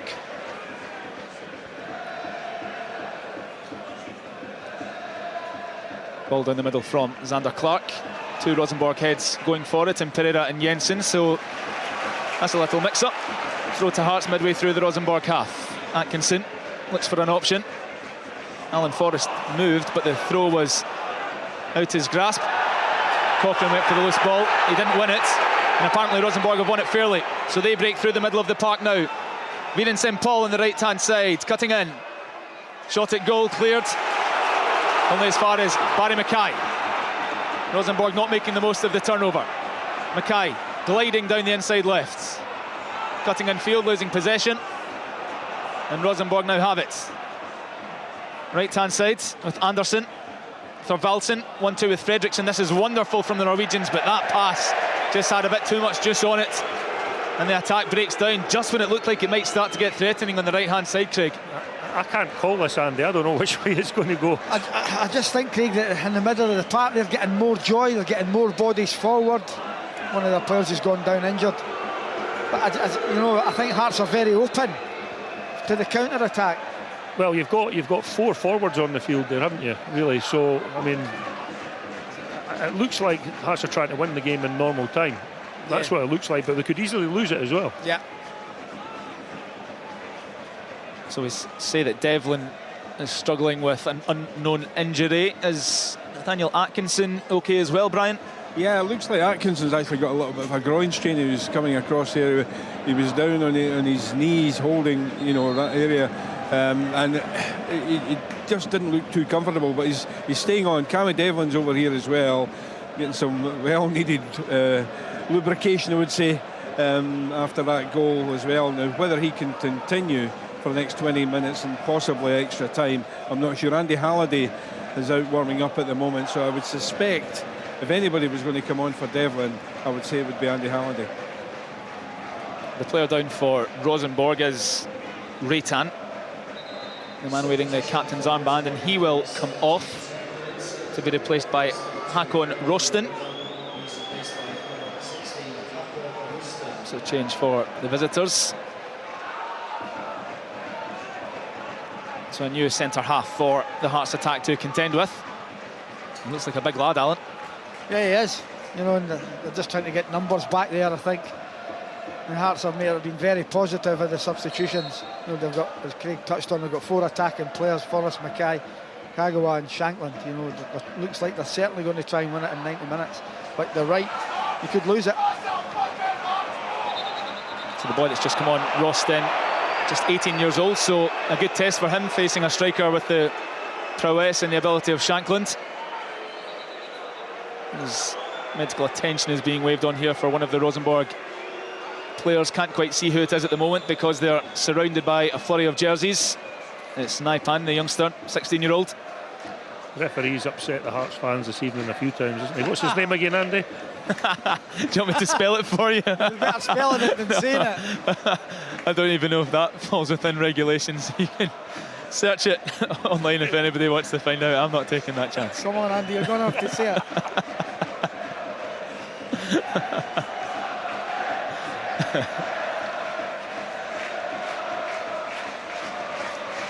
Just apologies for any ironically colourful language the listeners might have heard there from the fans in front of us. Saves us saying the referee's name. So Naipan just taking a bit of time here to get back to his feet. He's been good tonight, Alan. Yeah, he was great in the first game as well. Yeah, he was brilliant in the first game. 16-year-old, he's quite a unit, isn't he, for 16? Yeah. Rosenborg's youngest ever player, played when he was 15 in the Norwegian top flight. It's about that age when Odegaard started to make his name as well. That 16-year-old young boy got to Real Madrid. They seem to have a constant stream of impressive teenagers coming out of the Scandinavian leagues, Alan.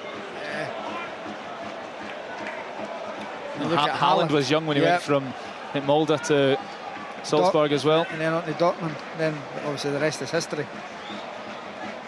Scoring a goal 4 minutes into the season. 15 to play of the 90. We're headed to extra time as it stands. There'll be a few, there must be 5 minutes at least added on. We've had a few substitutions and Physio's been on a couple of times. There goes Tagawa down the right-hand side for Hearts. His attempted touch inside is taken away from him, and Pereira sends it clear as far as Devlin, who looks okay now, but he's lost out there. The ball bouncing around midfield is taken down by the right-back Anderson. He gives it to Thorvaldsen, the striker who's dropped deep to try and get involved. Slowly moving infield. Quick update from Switzerland, and it's great news for Hibs. They've scored. Martin Boyle has put them 5-3 up on aggregate. So they're looking good now to reach the playoff round for the Conference League, where they will play Aston Villa if they can hold on to that. It's tense here at Tynecastle, and Rosenborg have won a free kick around 40 yards out, very central position.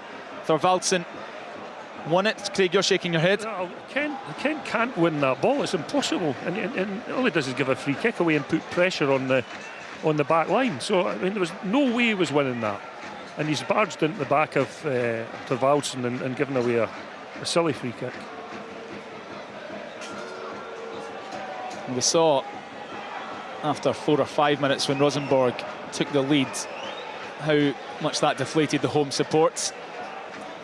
I'd like to think that a goal now for Rosenborg would have the opposite effect, given the time restraints that Hearts would have. I mean, I don't know, honestly, Andy, I can't call this. Here comes the cross, out swinging all the way to the back post. Oh, knocked down. Did that come off the hand of Atkinson? Nobody's claimed for it, and cleared out for a throw in to Rosenborg on the left-hand side. It was Jensen, the centre half at the back post, trying to nod it back into the danger zone. Atkinson was in his way. So throw into Rosenborg. Pereira midway through the Hearts half, left-hand side. Little flurry of white in front of him. Picked up by Thorvaldsen. His first touch was good. The second one was loose, and Atkinson is able to clear again, and his clearance actually came off him. So thrown to Hearts midway through their own half. It was a rather rude reintroduction for Hearts last season to European group stage football. Got the better of Riga in the games they were expected to win, but the games against Fiorentina and Istanbul Başakşehir were tough to say the least, really. Conceded 15 goals to the pair over 4 games. Yeah, Fiorentina got to the final. Yeah, tough draw, wasn't it? Very tough. Yeah, I think they did as well as probably could be expected. One in the 2 games they expected to win, or they should have won, and lost the 4 you would expect them to lose. It shows the strength of European competition these days, though, with even the Conference League producing a group like that. Wait till the Saudis are in. They'll be buying their way in shortly.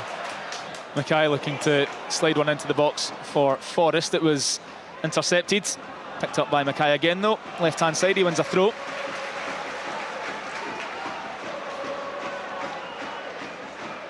Hearts' best run in Europe was back in 88-89. Quarter-finals of the UEFA Cup when Bayern Munich won 2-1 in aggregate. Famous night here, though, with Ian Ferguson's goal giving them a 1-0 win. What a goal that was on the night. Until quarter-final European run. Seems almost an impossibility for a club the size of Hearts these days, just relatively speaking. Here they go, they're looking for a third goal with Shankland. His shot takes a nick on its way through to the keeper. That's easily grasped. Shifted it onto his right foot at the edge of the area. Well blocked, though, by the centre mid for Rosenborg, Borkheit.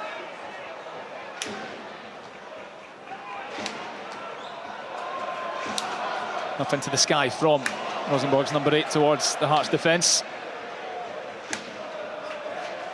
Both defences looking rather tetchy and nervous at the moment. It's getting to that stage, Alan, where any foot placed, put an inch out of place could decide it. Yeah, tiredness is going to come in as well. You know, the game's been played at a fair pace. You know, and it's still early on in the season for a lot of these. Mackay especially, you know, you can imagine he's not played for a long time. His lungs, but he's just come off the bench. But Craig will tell you, when you come off, you've not been playing, your lungs are burning. Shankland brings the ball down on his chest, halfway line. Lobs one over the top for Tagawa to chase. It is marshalled well, and Jensen thumps clear back towards the halfway line. Good desire shown by Atkinson and Devlin, the countryman, to win the ball back for Hearts and give it to Kingsley on the left-hand side. Rolls it infield for Kai Rolls. Halfway line, attempt at the switch. Well won in the air by Devlin, but Shankland, the recipient, eventually was coming back from an offside position, so free kick Rosenborg just about midway through their own half on the left-hand side. 10 to play, 2-1 to Hearts, 3-3 on aggregate.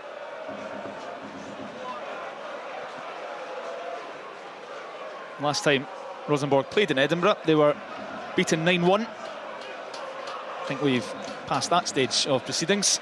It was against Hibs back in the 70s. Here's Mackay scything through Rosenborg in the middle of the park. And Thorvaldsen, who's cut a frustrated and rather angry figure, to be honest, over the last 10 minutes, is booked for chopping down the Hearts sub. Easy call by the referee there. So free kick Hearts, right on the edge of the centre circle in the Rosenborg half. They take it short, which the referee... It looks like Craig Thompson. I've been trying to wonder who that referee looks like. Well, he's not happy with Devlin taking that free kick so quickly. So it's Cochrane that will take charge now. He still has Barry Mackay free on the left-hand side, should he choose to use him. He's looking over in Mackay's direction, but he's angled for the clip into the box. That's where it goes. Towards the back post for Kent, who's rising. Nodded down, dangerous area, nobody there in maroon. And Rosenborg clear.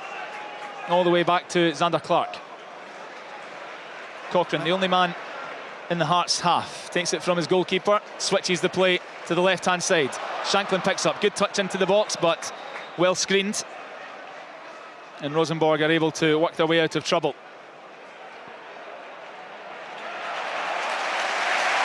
It's a throw into Hearts' far side. You just need the crowd now, Andy. The last 10 minutes, you just need them.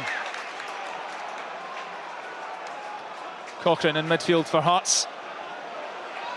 He's moved in there after a couple of substitutions. Gives it to Atkinson. Rosenborg just inviting Hearts onto them here. There's certainly no high press. Happy to stick to their shape and ask Hearts the question. Forrest, right-hand side, drifting infield, no way forward. Gives it to Kent, who'll switch the play from right to left for Mackay. Straight on to Fredriksson's head, though. And nodded down now for Holsa. And Rosenborg, if they're clever here, can counter. Here comes Naipan, the youngster. He's got Vidersen Paul on his left. That's where it goes, in the Hearts box. Cross ball is blocked by Kent. Out for a Rosenborg corner on the near side. From back to front in a flash. And Hearts were backpedaling there. That's a poor pass from Kent. There's under no need. He's trying to hit a 60-yard diagonal. He underhits it. Atkinson's too far up the park. He's out of position. And they're counter-attacked on. Don't throw the game away.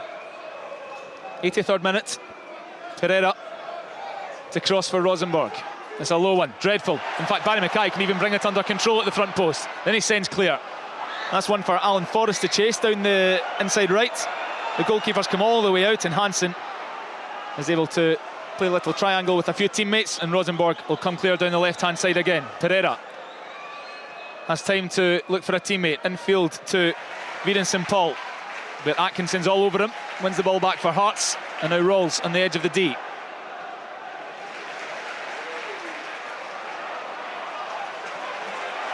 They're being urged forward here. Atkinson should just come and play right back for a little spell. How's about that? He's over in central midfield at the moment. Alan Forrest has had to drop in. Oh no. And that's a ball back to Xander Clark that had a fair bit of zip on it. Well controlled by the goalkeeper. Gives it to Rawls on the edge of the 18, and Hearts work it clear down the left-hand side. Mackay wants it on the half-turn and gets it. Drifting away down the left-hand side. Well tackled though by Rosenborg.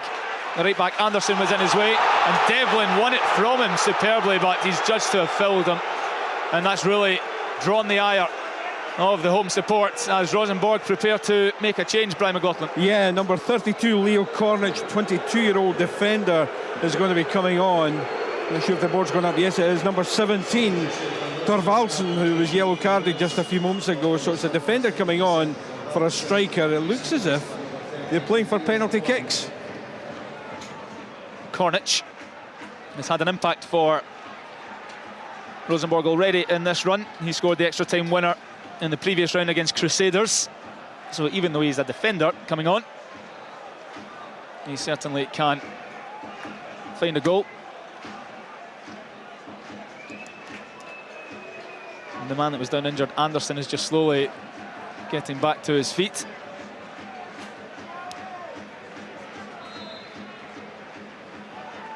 What are we thinking? 6 minutes added on? Minimum. Yeah, I think so. Yeah, a couple of players actually getting ready for Rosenborg. Brian, what's happening over there? Flurry of activity. Yeah, the reason they delayed that substitute was because that would have been the third substitute that they could have made. And, of course, they're only allowed 3 substitute breaks. So they stopped that one from coming on. They're now also going to make a second substitution. There's going to be Anderson, the player who's coming off, and we're still waiting to see exactly. It looks like number 44, Magnus Holt, will be the second substitute. So that was the reason that was delayed, because if that substitute, if Cornic had gone on, then they wouldn't have been allowed to bring on another substitute because they would have used their three breaks. So Rosenborg rolling both their dice at once then. Hearts have won a free kick in the meantime, midway through their own half. Xander Clark sends it long towards the Rosenborg penalty area. Shankland's on his own, can't bring the ball down. Hearts regain possession in midfield with Rawls right on the halfway line. A rigid Rosenborg opposition in front of them. Kent, low pass out wide to Atkinson. We're level on aggregate, 3-3. 3 minutes of the 90 remaining at Tynecastle. Barry Mackay, left-hand side, drifting infield past Fredriksson. Wonderful pass into the feet of Kingsley in the box. Looks to cross, it's deflected behind for a Hearts corner. It's a great ball in from Mackay into Kingsley's feet. Just takes a slightly heavy touch away from goal. If he could have turned, might have got a shot off. The corner's coming into the box with about 8 to 8 minutes on the clock almost. This would be nice, Alan, wouldn't it? Oh. Well, Hearts have preferred the outswinger on that side through Cochrane, but it's now Mackay with his hand in the air preparing to take. Frankie Kent is getting a talking to. Now the whistle goes. Mackay's delivery over everybody. Kingsley was the nearest one to it. It's drifted out for a goal kick to Rosenborg. If somebody had gambled at the back post, Craig, that was a chance. Normally you have somebody making their way round to the back area. There was nobody in that area at all. It's the place where Robbo used to stand at the back post, just nod them in. Yep. Everybody else does all the hard work and he gets the credit, knocks it in for half a yard. So as Brian said, off goes Thorvaldsen for Cornic, and Anderson is the other player coming off, the right back, to be replaced by Magnus Holte. He's another youngster, 17 years old, coming on for Rosenborg. Scored a last-minute winner for them off the bench in their most recent league game. He's a big-looking lad as well, isn't he? Well brought down from the long ball by Fredriksson. And the pass had to be read by Atkinson, sliding in on the edge of the D to clear, because that was heading into the path of Viren St Paul. Hearts have sent it all the way back to Hansen now. Up goes the young substitute Holt, looking for the run of Viren St Paul. Kai Rolls gets there, but his attempted bring down is poor. And Rosenborg are looking to work their way into the Hearts box here, but there's Cammy Devlin covering a blade of grass he's covered dozens of times already to intercept. But he gave it to Kingsley, who has ran it out of play for a Rosenborg throw, level with the Hearts penalty area on the far side. Down for Holst. Cornic gives it back to him. Rosenborg have it down next to the corner flag, right hand side, ball in for Fredriksson. He's looking to skip away from a few markers. Devlin steps in and just clears the ball as far as he possibly can into the last minute of the 90. 3-3 on aggregate.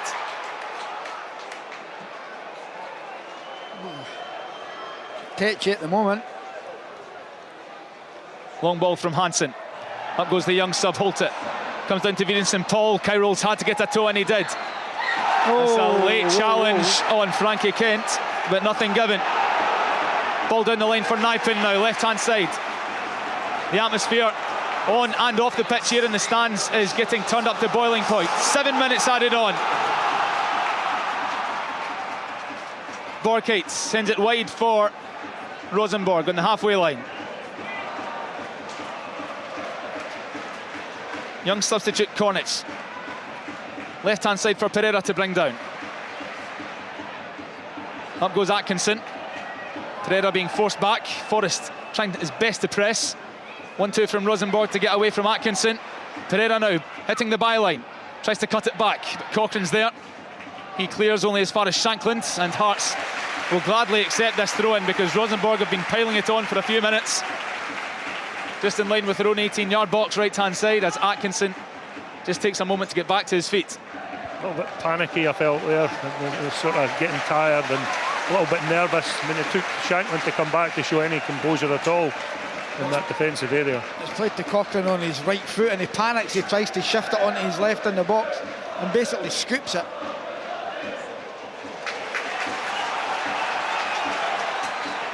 Throw into Hearts, just inside their own half. They've not been really been able to get Tagawa in. Well, here he goes, down the right-hand side, latching on to Alan Forrest's lob forward. One-on-one with his marker, breaking into the box on the right-hand side. He goes back to Devlin midway through the Rosenborg half. Little Cruyff turn, shot at goal. It was poor, but picked up by Shankland. Devlin again, edge of the box. Goal! Cammy Devlin, with the aid of a huge deflection, has surely scored the winning goal for Hearts. And Tynecastle is losing its mind. Well, who'd have thought Cammy Devlin scores 2 goals? He normally doesn't get 2 goals in a season, Andy. Incredible. I mean, He picked up the ball on the edge of the box, had a shot, it came back to him. He did have the good fortune. I'm sure there was a deflection actually. Yeah, big deflection. But I mean, what a brilliant result. Absolutely brilliant result for Hearts. We need to defend, Craig. 7 minutes. Get back, come on everyone. I hate this when they do this. It's brilliant, they're ahead. But the whole team runs up to celebrate. I get it, they're all delighted, but get back, get your shape. There's still 6 minutes to go here. Well, another thing is, he maybe add another minute on, Alan, because of the celebration. That's the new rules, he does now. But you know, just get in there. Get yourself, make sure Shanklin's back in the midfield, Tagobo's up on his own. Really tight composure in the middle of the park. Talk about making your own luck though, Alan. He's been superb tonight, Cammy Devlin. His shot was picked up by Shanklin on the edge of the box, and then when he gets a second bite at the cherry, he barely catches it at all, and it deflects past the goalkeeper, who was wrong-footed. Incredible. And Hearts lead 3-2. He's been the best player in the park, Devlin. He's been magnificent, and I thought he was going off with an injury. He's got himself through it. They need to show composure now. They need to get, bring on someone, a defensive-minded player. They've got 4 attackers up there. Bring on. I think Sibic's coming on the looks of things. Say Hearts lead 3-2. That's a slip of the tongue. It's 4-3 on aggregate, of course. Rosenborg trying to lob the ball towards the Hearts penalty area. Up goes the young substitute Holt. Breaks the veer in St Paul, shoots, and Xander Clark has the tip over the crossbar. That was flying into his near top corner. And Rosenborg have a corner on the far side.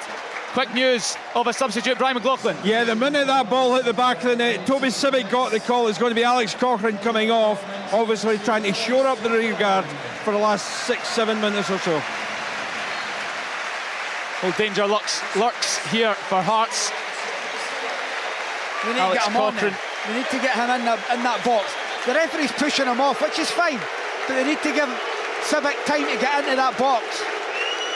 So Cochrane heads off just next to the Hearts goal, and Sibic will jog on. As if it's sprinting on. Everyone back for Hearts. Everyone but the goalkeeper forward for Rosenborg. A goal for them takes it to extra time. Corner's headed clear at the front post by Barry Mackay. Picked up by Holzer. Lobs it back in centrally. Kent's up. Sibic gets his first touch, and that's to Clear. Gives it to Forrest, who's racing Clear down the right-hand side now, like a thief with a handbag. And he's intercepted. And in the end, he has to settle for a throw-in. In fact, it's not even gone his way. If he'd got his head up, Andy, he should have played Shanklin down. So Rosenborg throw the ball in, and young Nipan is dispossessed by substitute Tony Sibic, who's in front of the defence by the looks of things at the moment. He's just going back to join them now. Rosenborg have the ball in the centre circle, and they give it to the centre-back Jensen. His cross comes towards Xander Clark and no one else, and he collapses on the ball. Okay, it's been a brilliant European night again, Craig. We go 1-0 down, 4 minutes, you're thinking it's a long way back. We get back into the game. 10 minutes into the second half, they're 2-1 up, and you're thinking, is this going to go to extra time? Deflected shot, they need to see it through now. Remember, Hearts haven't turned round a first leg deficit in 31 years. Cammy Devlin is the man that's rewriting the history books now with his double. A few minutes of the added 7 still to play. Time is of the essence for Rosenborg. Left-hand side for them. Tagoa pressing. Jensen chops inside. Gives it to the substitute, Roston, who's breaking into the middle of the park. Gives it to his teammates, who crosses it to the left-hand side for Pereira, who tried to beat his man in Forrest, but Atkinson was there to sweep up, outnumbered 2-1. All hands on deck for Hearts. Borkiet, right to left for Pereira, who does well to keep that in play. He's trying to get past Atkinson. He stands in his way, wins the ball, and is then clipped as he looks to race clear. We'll cross back to Brian McLaughlin pitch side, because there's another play coming on for Hearts. Yeah, another Hearts player goes down in the far side, so this may well be delayed, but Andy Halliday has had the call. He was told a few months ago this must be surely just to run down the clock. Still again waiting to see which number's on the board. It's going to be number 14, Cammy Devlin, and wait to hear the roar for the Aussies. He walks off. He's been magnificent, Brian, absolutely magnificent. Topped off with his 2 goals. He was talking about still having nightmares about the Zurich game last season, but he'll be having sweet dreams tonight if it stays like this. He's the match winner as it stands. Scorer of Hearts' second and third goals. And he takes the magnificent acclaim from the home support to be replaced by Andy Halliday. Yeah, and I do think overall Hearts have deserved this victory, and I hope that really they'll gain enormous confidence from this and helping their league form as well. So it's really important that it managed to see this out. Long ball towards Tagawa. He's marshalled well by Jensen. As it stands, we're going to have a shot at 5 Scottish clubs in European football this season, with Hibs in good nick over in Switzerland and Hearts in pole position here. Long ball from Rosenborg goes all the way out for a goal kick. Xander Clark surely will take his time here. It's interesting, Alan, though. I mean, I'm looking at that last free kick there that went to Tagawa. Normally that ball should be aimed for the corner. You know, so if it goes out of play, goes out for a throw-in, and you've still got the opposition pinned in. Sometimes that's where a little bit of experience comes in handy. It's game management, Craig. You've got to know what the right pass to play at the right time. You know, hit corners just now. That's what they've got to try and do. The referee's checked his watch. We've played 8 minutes. 7 were added. Yeah! And there is the whistle! Hearts have done it. They have overturned the first leg deficit, and they're 1 game from the Conference League group stages once again. Cammy Devlin, the unlikely hero, with 2 goals. And after such a shocking start, in which they fell behind after only 4 minutes, Hearts grabbed this game by the scruff of the neck, and they did not let it go, Craig Levine. No, I just said there just before the final whistle blew that I think they thoroughly deserved to win this game. You know, they were behind coming into it. They lost the goal at the beginning, 4 minutes into the match. That puts you on the back foot. It took a little bit of time to get on top, but and who would have thought Cammy Devlin with two goals? I mean, incredible. Do you know what's great to see? Not that he's upset. Young Naipan, 16 years of age. Every Hearts player's went over to him, because we're watching a superstar in the making here. He was magnificent. He was different class. 16-year-old player. You know, this is a name that you're going to hear. He's going to go places. He's a wonderful talent, but take nothing away from Hearts. After a shaky first 5 minutes, they were brilliant, absolutely brilliant. They deserve to win, Craig. Totally deserve to win. Every single player has played their part. Kent was shaky at times. Clark had a great save at 2-1. You know, Kingsley got better. Cochrane was great. Atkinson grew into the game. Rowells. Shanklin played a captain's part. Devlin's outstanding. Young Denham. There was not a failure out there tonight from Hearts. They were brilliant, and that's got to give them so much confidence to kick-start their season, starting again on Sunday. Alan, I think the supporters appreciate the effort that was put in tonight. I mean, there's hardly anybody left, you know. The place is still rocking. No, that's it. They've now got a trip to Greece to look forward to. Brilliant. That's it, Alan. PAOK of Greece lie in wait now for Hearts after a magnificent turnaround at Tynecastle. It's Hearts who progress. They've beaten Rosenborg on aggregate by 4 goals to 3. Hearts in the Europa Conference League qualifiers. Live on Sports Sound from BBC Radio Scotland. There's no substitute. An absolutely superb night for the capital clubs in conference qualifying. Cammy Devlin's best moment in football since he got Lionel Messi's shirt as well. What a night for him. 2 goals, very much the hero. The scenes at Tynecastle, we're watching them here in the studio, absolutely fantastic. It was on a knife edge for much of the latter part of that second half. Quick comment from you, Lee McCullough, former Hearts assistant manager. How would you sum it all up? I think it's tremendous. It's tremendous for the club, the fans, the players, the coaching staff who've took a little bit of stick as well along the way. First goal, tremendous for Boise, and that sort of set the tone for the second half. A little bit edgy, the game went a bit flat, but then 7 minutes injury time. Cammy Devlin, prolific goal scorer that he is. I think 2 goals, that's 2 goals in 1 game. I'm not sure he got that all in the whole of last season, but it's brilliant for the club. I'm delighted for the club. It's superb. We'll talk more about that in a moment, but we must cross now to Switzerland and Luzern. It was 3-1 for Hibs in the first leg at Easter Road. How would it go in Switzerland this evening? Rory Loy can tell us. Yes, indeed. Jonathan, the away supporter absolutely delighted as the Hibs players make their way across to greet the 1,000 travelling supporters. Lee Johnson said he wanted energy and identity. He got that and a hell of a lot more. They were absolutely outstanding on the night. Lewis Miller, fantastic. Will Fish, fantastic. Paul Hanlon, fantastic. Lewis Stevenson, fantastic. David Marshall, absolutely outstanding. It was some night, honestly, they will pick the bones of the 2 goals, Jonathan, that they conceded, and they'll be disappointed, and there's definitely things they can improve on in defence, but I don't think it's a night for talking about that, because we have spoken quite a lot about their defensive frailties. There was large portions of that game where they come under an awful lot of pressure from corners. They must have hit double figures with corners, Luzerne, and they put their bodies on the line, they put their head in where it hurts. They were magnificent, as I say, really good. Then up at the top end of the pitch, attacking with pace and power, poise and purpose.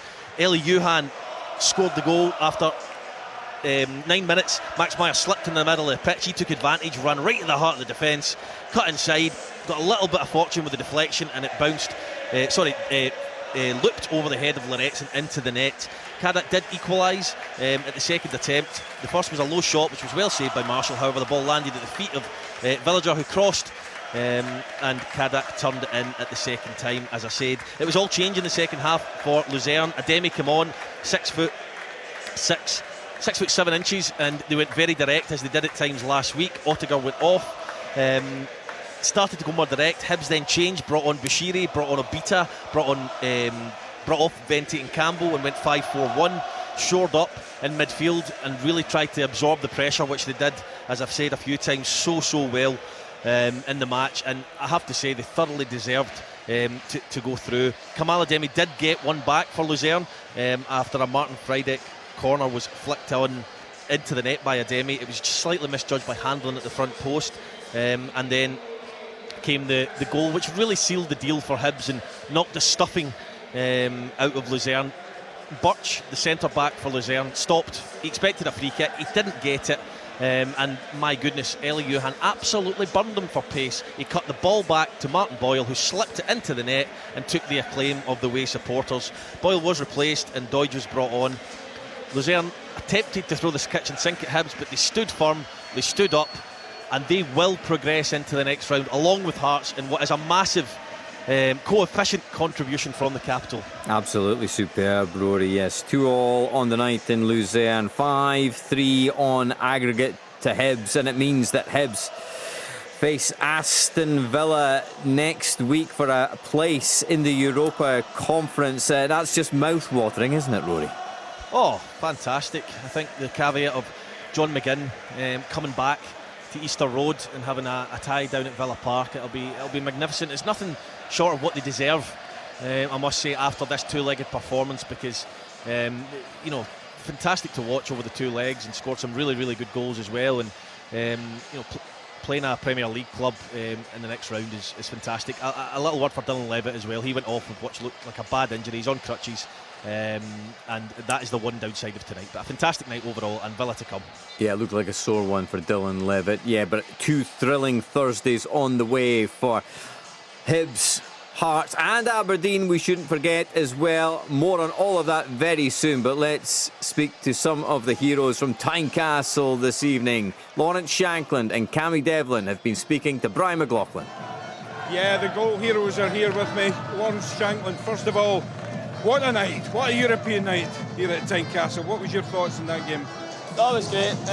Obviously, start of the game, disappointing to lose the goal for the set play, but we knew the objective of the game was to win it, and at that point we'd still be in the tie, but thankfully enough we managed to go on and get enough goals to get ourselves through in 90 minutes, so delighted. And a 2-goal hero, that's something you don't hear very often, Cammy Devlin. Wow, how was it for you? Yeah, unbelievable. First of all, I'm so happy just to get through. Like Shank said, the objective was to win the game, and we knew patience, I said yesterday, was the key word. Whether it took 90, 120 pens, it didn't matter, and I thought every single player that started come off the bench was unbelievable, crowd unbelievable, so just perfect. The resilience in this team from coming from a goal behind, but managing to get back into it so quickly, how important was that? Yeah, very important, obviously, like Shank said again, disappointing we wanted to come out the blocks quick, and I think losing a goal early is what made us get going, and then from there, I think even when we didn't have the ball, I felt it in full control, and the boys stuck in there for 90 minutes like we always should, and pays off. Lawrence, I can tell it's a trip to Greece for the next round. PLK are through, but they'll be coming to Tynecastle next week. You can do it though, can't you? That's it. It's a tough task, and Rosenborg, they're a good team as well, so first round off through, we go again. Look forward to it. On a personal level, there's been a lot of speculation about yourself heading off to Saudi. You'd be mad to leave this, would you not? That's it. I live in the here and now, and I'm enjoying my football here, enjoying nights like this, and I'll keep enjoying them. I'm sure you will go and enjoy the night, lads. Well deserved. Thank you. Cheers. Very much. Thanks, mate. Absolutely fantastic. The scenes at Tynecastle this evening have been unbelievable, and rightly so. Cammy Devlin and Lawrence Shankland, real heroes on the night.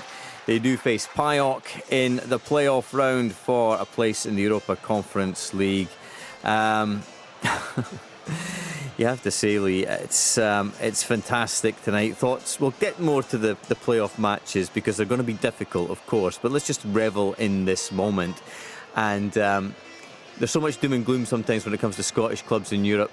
We really have to enjoy these moments because we watched both matches tonight coming in here, and Hibs and Hearts more than held their own against good, solid European sides. Yeah, you've got to say, there's two really good sides, and first and foremost, amazing for Scottish football tonight. Hibs with a tremendous result and performance.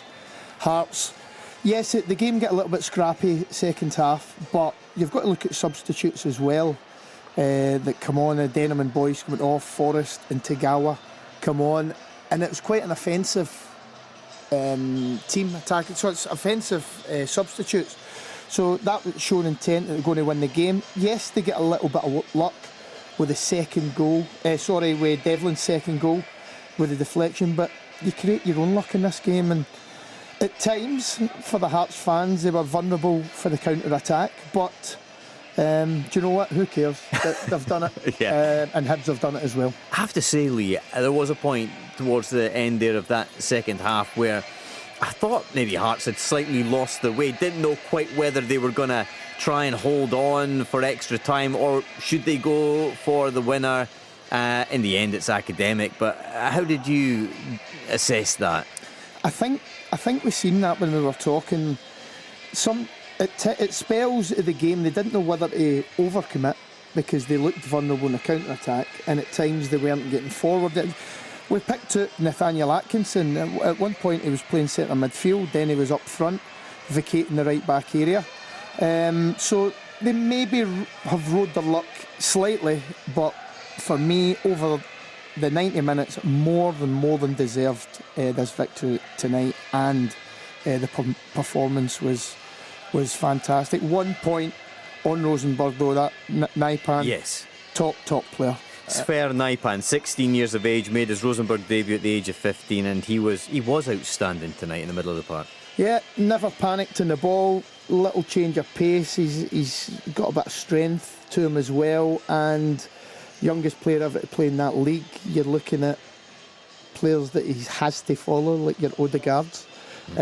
So, yeah, why not? Because 16-year-old, what an unbelievable talent. Absolutely brilliant. A great night for Hearts. Let's hear soon from the Hearts head coach Frankie McAvoy. He's hoving into view. Brian McLaughlin is roving around the Tynecastle touchline, and we shall hear from him soon. We should just reiterate the situation as it stands. So there is a playoff round now for Hearts and Hibs that they need to navigate to get into the Europa Conference League, and it is not going to be easy at all.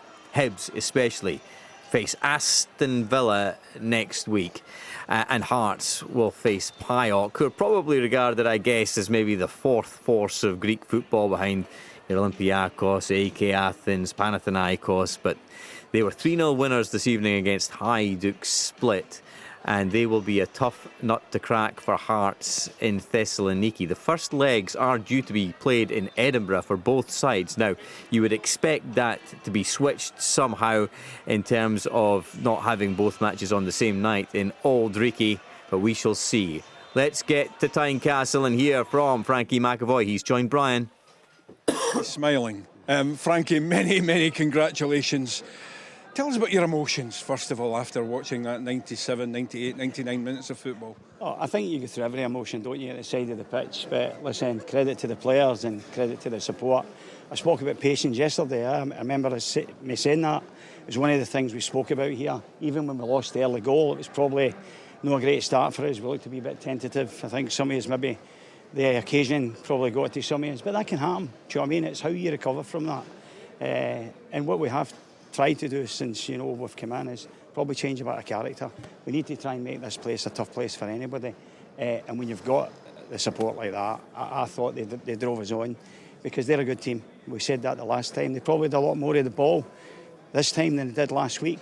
And we knew it was going to be a tough time. We knew we needed to be at our best. And sometimes you maybe need a wee bit of fortune to get you over the line at the end. And I think, Cammie's goal, I'd probably need to see it back, but I think it maybe takes a deflection from their player before it goes in. But, I'm just delighted for the players, the backroom team, Nazy, Gordy, and Gal, who we work closely, as I said to you, as a team. Everybody else is a part of it. And, the supporters and the people that obviously put their faith and trust in us to try and, win the game. That we set ourselves a task to try and win the game, get into the next round. I know it's Pauk we play, somebody just told me when I'm coming out, so a trip to Greece, it'll be a toughie as well. So, but listen, we've got to embrace these big occasions, and coming here in a European night, I thought it was special. I thought it was fantastic.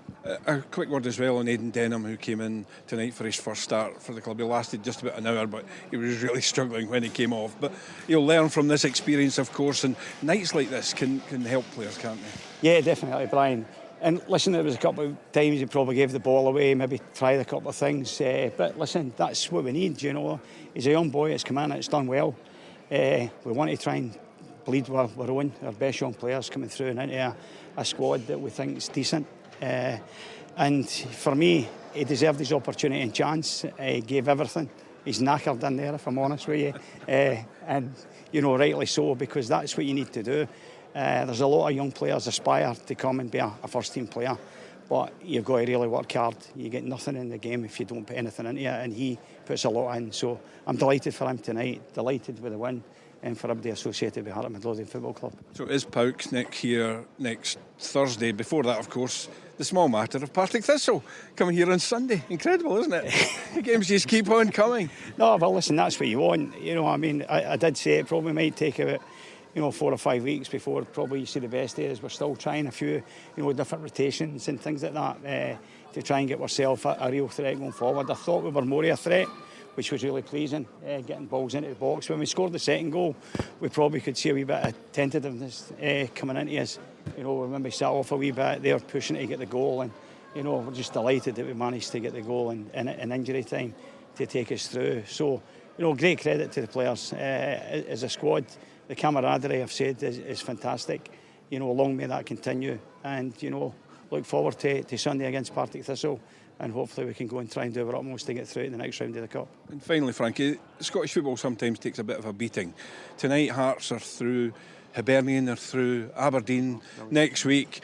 Rangers are in the Champions League, one step away from that. Celtic are in the group stages. There's not much wrong, is there, at the moment? No, listen, I've said, I've been down south for 8 years. I come back up here, 2 years ago, and I felt the standard of the Premier League was very, very good. I don't think there's any question or doubt about that.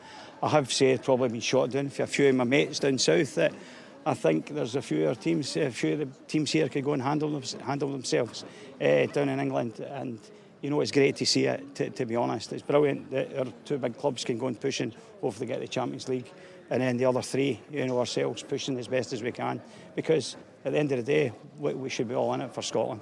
And for me, the Scottish national team, in terms of Steve Clarke, I think he set a great bar for every one of us. So hopefully we can go and give it a good go in the next rounds and maybe get some of us through. The journey continues. Well done, Frank. Oh, thank you. Great words there from Frankie McAvoy. Yes, let's revel in the feel-good. And let's hope that Craig Levein and Alan Preston have had a moment now to get their breath back after the drama there at Tynecastle. And Craig, how do you reflect on it now? Well, I think it's a brilliant result, and I do think that the European campaign last season has helped. I think that you have to experience these things to understand what it's truly like. and it can be difficult when you're playing midweek constantly. And you know, from Hearts' point of view, this is a brilliant result. It's a great result for them. I'm really pleased for the management team and the players and the supporters in particular. I mean, you know, we were here a couple of times in the competition last season, and the supporters went away a little bit demoralised, but certainly today, I mean, the players did everything they could to win the match, and the supporters were great as well. They were right behind the team, and it's fantastic to see. When this place is full and it's rocking like it was, it's just brilliant to sit here and watch. Alan Preston, what will tonight's result mean for the Hearts fans? It means everything. They're already starting to wonder how they're going to get to Greece whenever the tie is, you know, going to be played. I think because Hibs and Hearts are meant to be at home at the same time. One's going to be home, one's going to be away. They both can't play at home in the same night, so that's going to be something that's going to have to be sorted out, because travel agents, they put their prices up straight away, but there'll be plenty of fans going down to Birmingham and going over to Greece to support Hearts. And I'm just wondering if Lionel Messi standing outside the home changing room waiting on Cammy Devlin's jersey. He was absolutely magnificent tonight, brilliant. And I thought he was going off with the injury to his knee, but he just kept going and going and going, and he really deserved the goals for his energy, his enthusiasm, the way that he goes about his business. But I thought that there wasn't really a failure in that Hearts team. They were excellent. You know, the setback early on, going 1-0 down, and you think, oh, here we go. But the fans stuck with them, and then the players gave the fans a lot to shout about. And the scenes when the third goal went was incredible. I mean, I ran along the gantry at the back. It was just nonsense. But it was brilliant. It was just great for everyone that was here tonight, and with a Hearts persuasion, because it's been a terrific night. And it's going to be a difficult game, Jonathan, you're right. I mean, Hibs have got probably the hardest game, and Hearts have got an incredibly difficult game over in Greece and at Tynecastle against a crack side. So, but they're there, and you'd rather play against them than not play against them. Absolutely. Rory Loy, you're still with us in the foothills of the Alps, in the beautiful medieval architecture of Luzerne. A sad place for the locals this evening, but a joyous one for Hibs fans this evening. And as Alan and Craig have been touching on as well, and Frankie McAvoy mentioned as well, a great night tonight. Fantastic for Scottish football, and it's not always the case, and we must revel in it. Yes, indeed. It's not a sad night if you're a local barman, I tell you that, because there's plenty of Hibs fans heading out to the bars and pubs, and I'm sure they'll have a great night, and quite rightly so. You know, we travelled over with the team, Jonathan, and I know when they went over to Andorra, you know, they went on the day, and I think at the end of it all, Lee Johnson reflected and felt that maybe they hadn't got things quite right in their preparation. But I tell you what, you know, coming over with the team, myself and Thomas, it was meticulous in terms of the standard of the everything from the seats on the plane to the food on the plane to the standard of the hotel they're staying at. They've given themselves the best opportunity, and my goodness, did it pay off tonight. You know, this is travelling to these countries and having so many games back to back. It's difficult, especially if you're a manager in a club full of players who are not used to that type of thing. Trying to get it right, it can maybe be a little bit trial and error at times, but they got everything bang on this trip, including their performance tonight. Like I said, they'll pick the bones out the goals. They could potentially have done a little bit better at those, but I don't think it's a night, as I said, for talking about that too much. They were absolutely outstanding in every way, shape and form, especially defensively.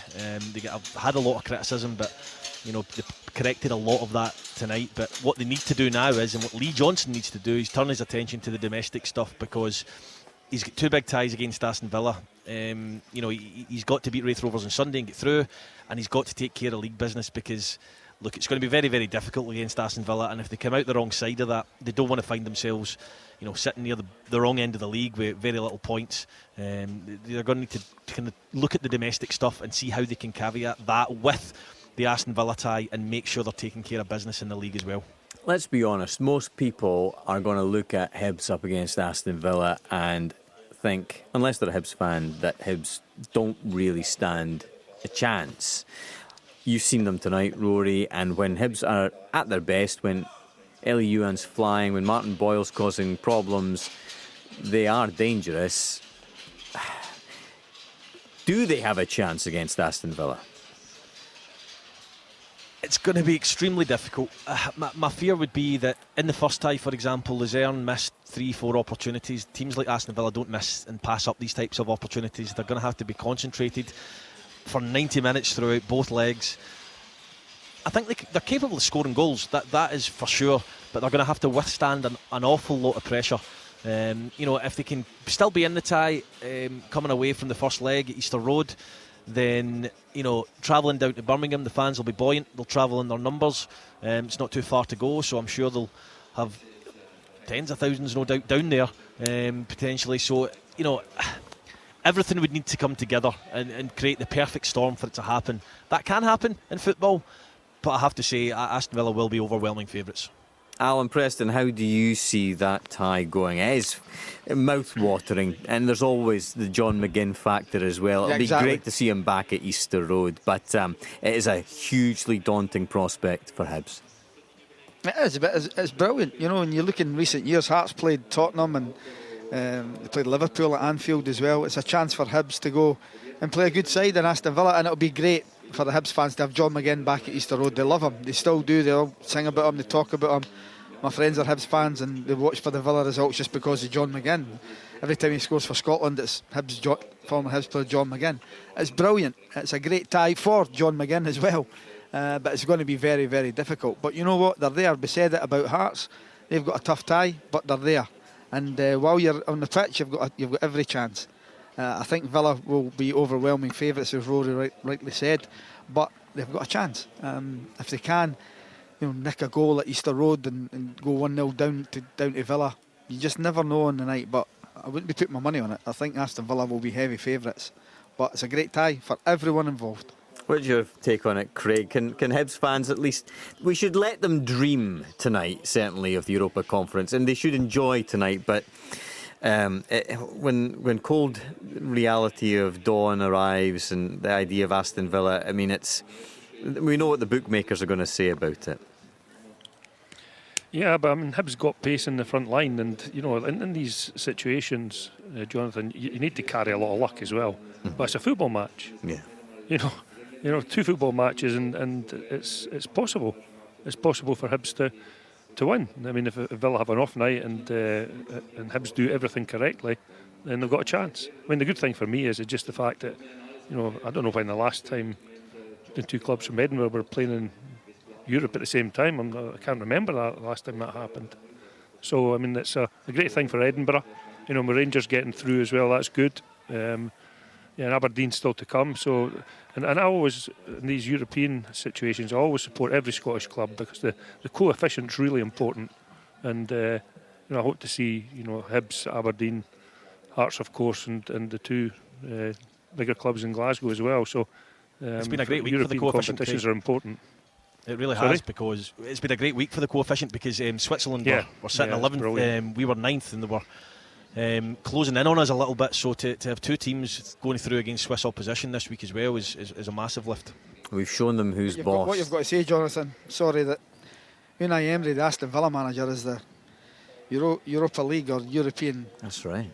He's been a genius. He's won the Europa League 3 times. Seville manager, and he doesn't rest players. He plays his strongest team at every opportunity in these competitions because he feels as if his clubs have always got a chance of winning it, and he's won it 3 times. So it's going to be difficult for them. But reeling after a poor start to the Premier League as well, Alan. 5-1, they were beaten off a very good Newcastle side. Yeah, indeed. It's something to look forward to, that's for sure. And the Hibs manager, Lee Johnson, will be doing that right now. He's been chatting to Thomas Duncan. Lee, if there's one word to sum that up, I think it would be gutsy. What do you think?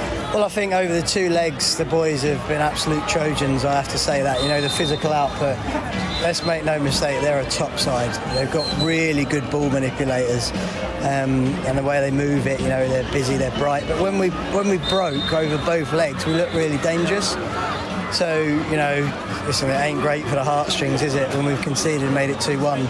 And I just thank Martin Boyle for keeping me alive with that goal. But no, it was really important, and we were buoyed by over 1,000 travelling fans.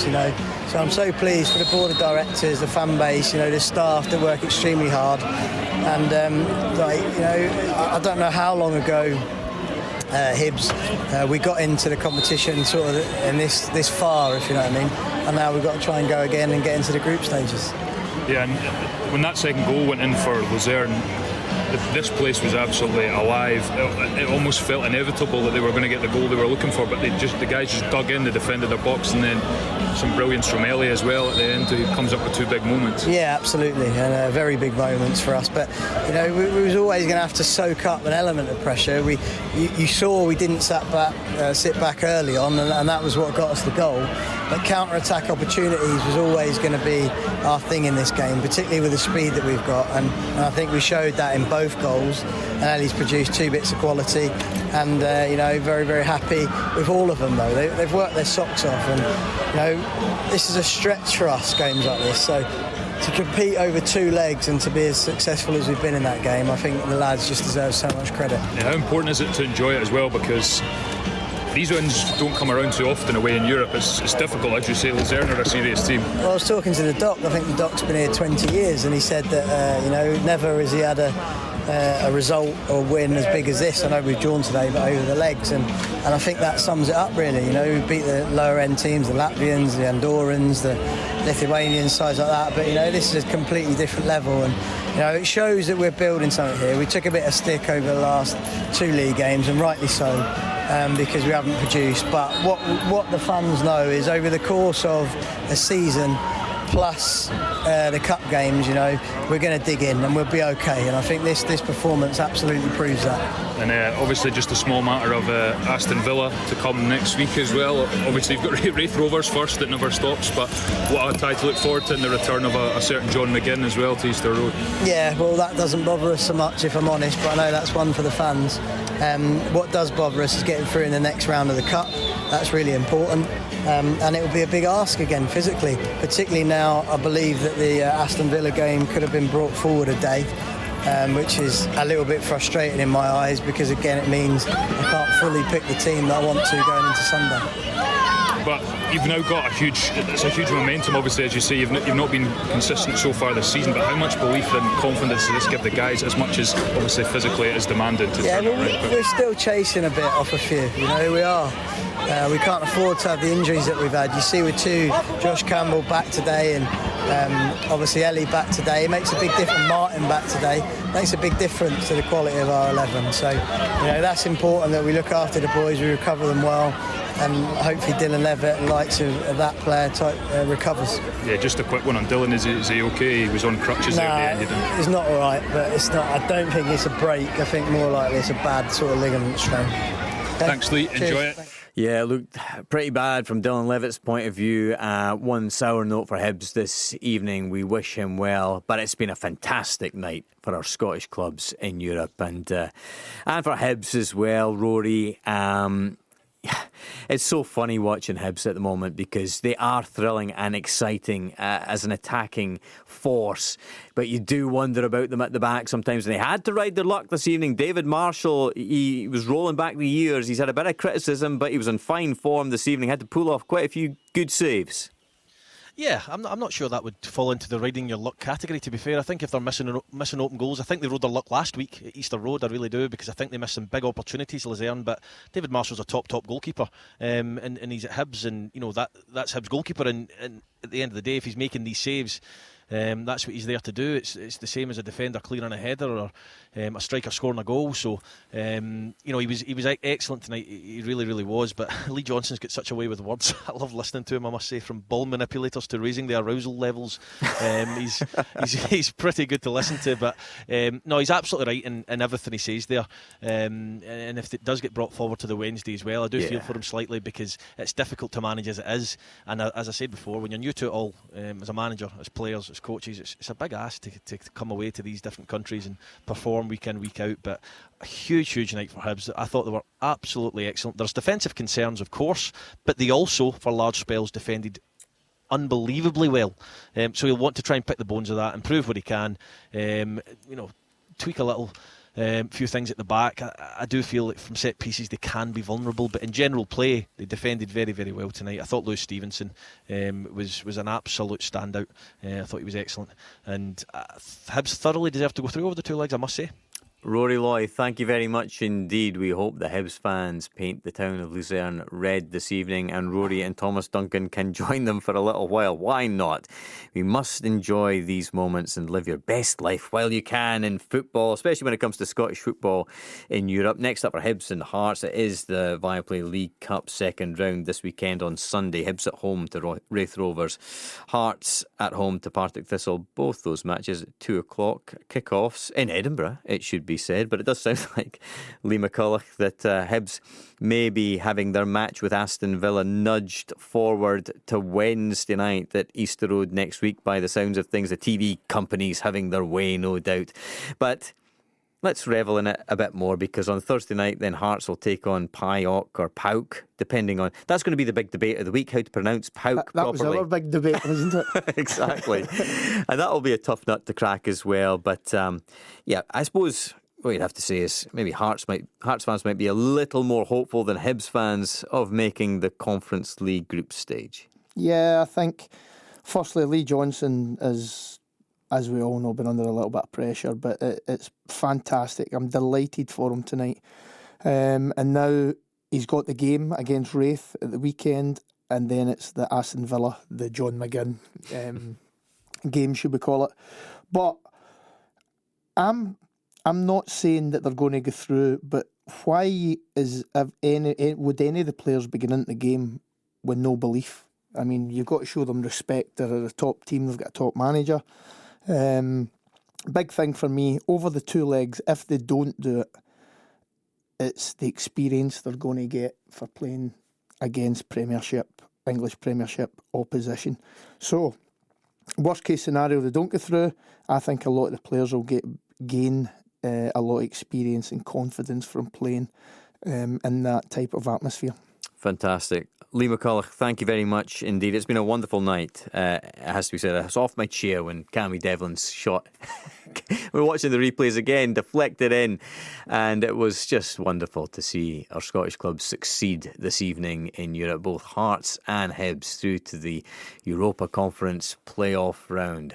Hibs up against Aston Villa. Hearts are up against PAOK of Greece. It should also be mentioned that Aberdeen will play their Europa League playoff match next week against BK Häcken of Sweden, because they were 5-0 winners this evening against Zalgiris. An 8-1 victory for Häcken on aggregate. They are second in the Swedish table. That will be a tough match for Aberdeen next week as well. So, huge amount to look forward to in Scottish football.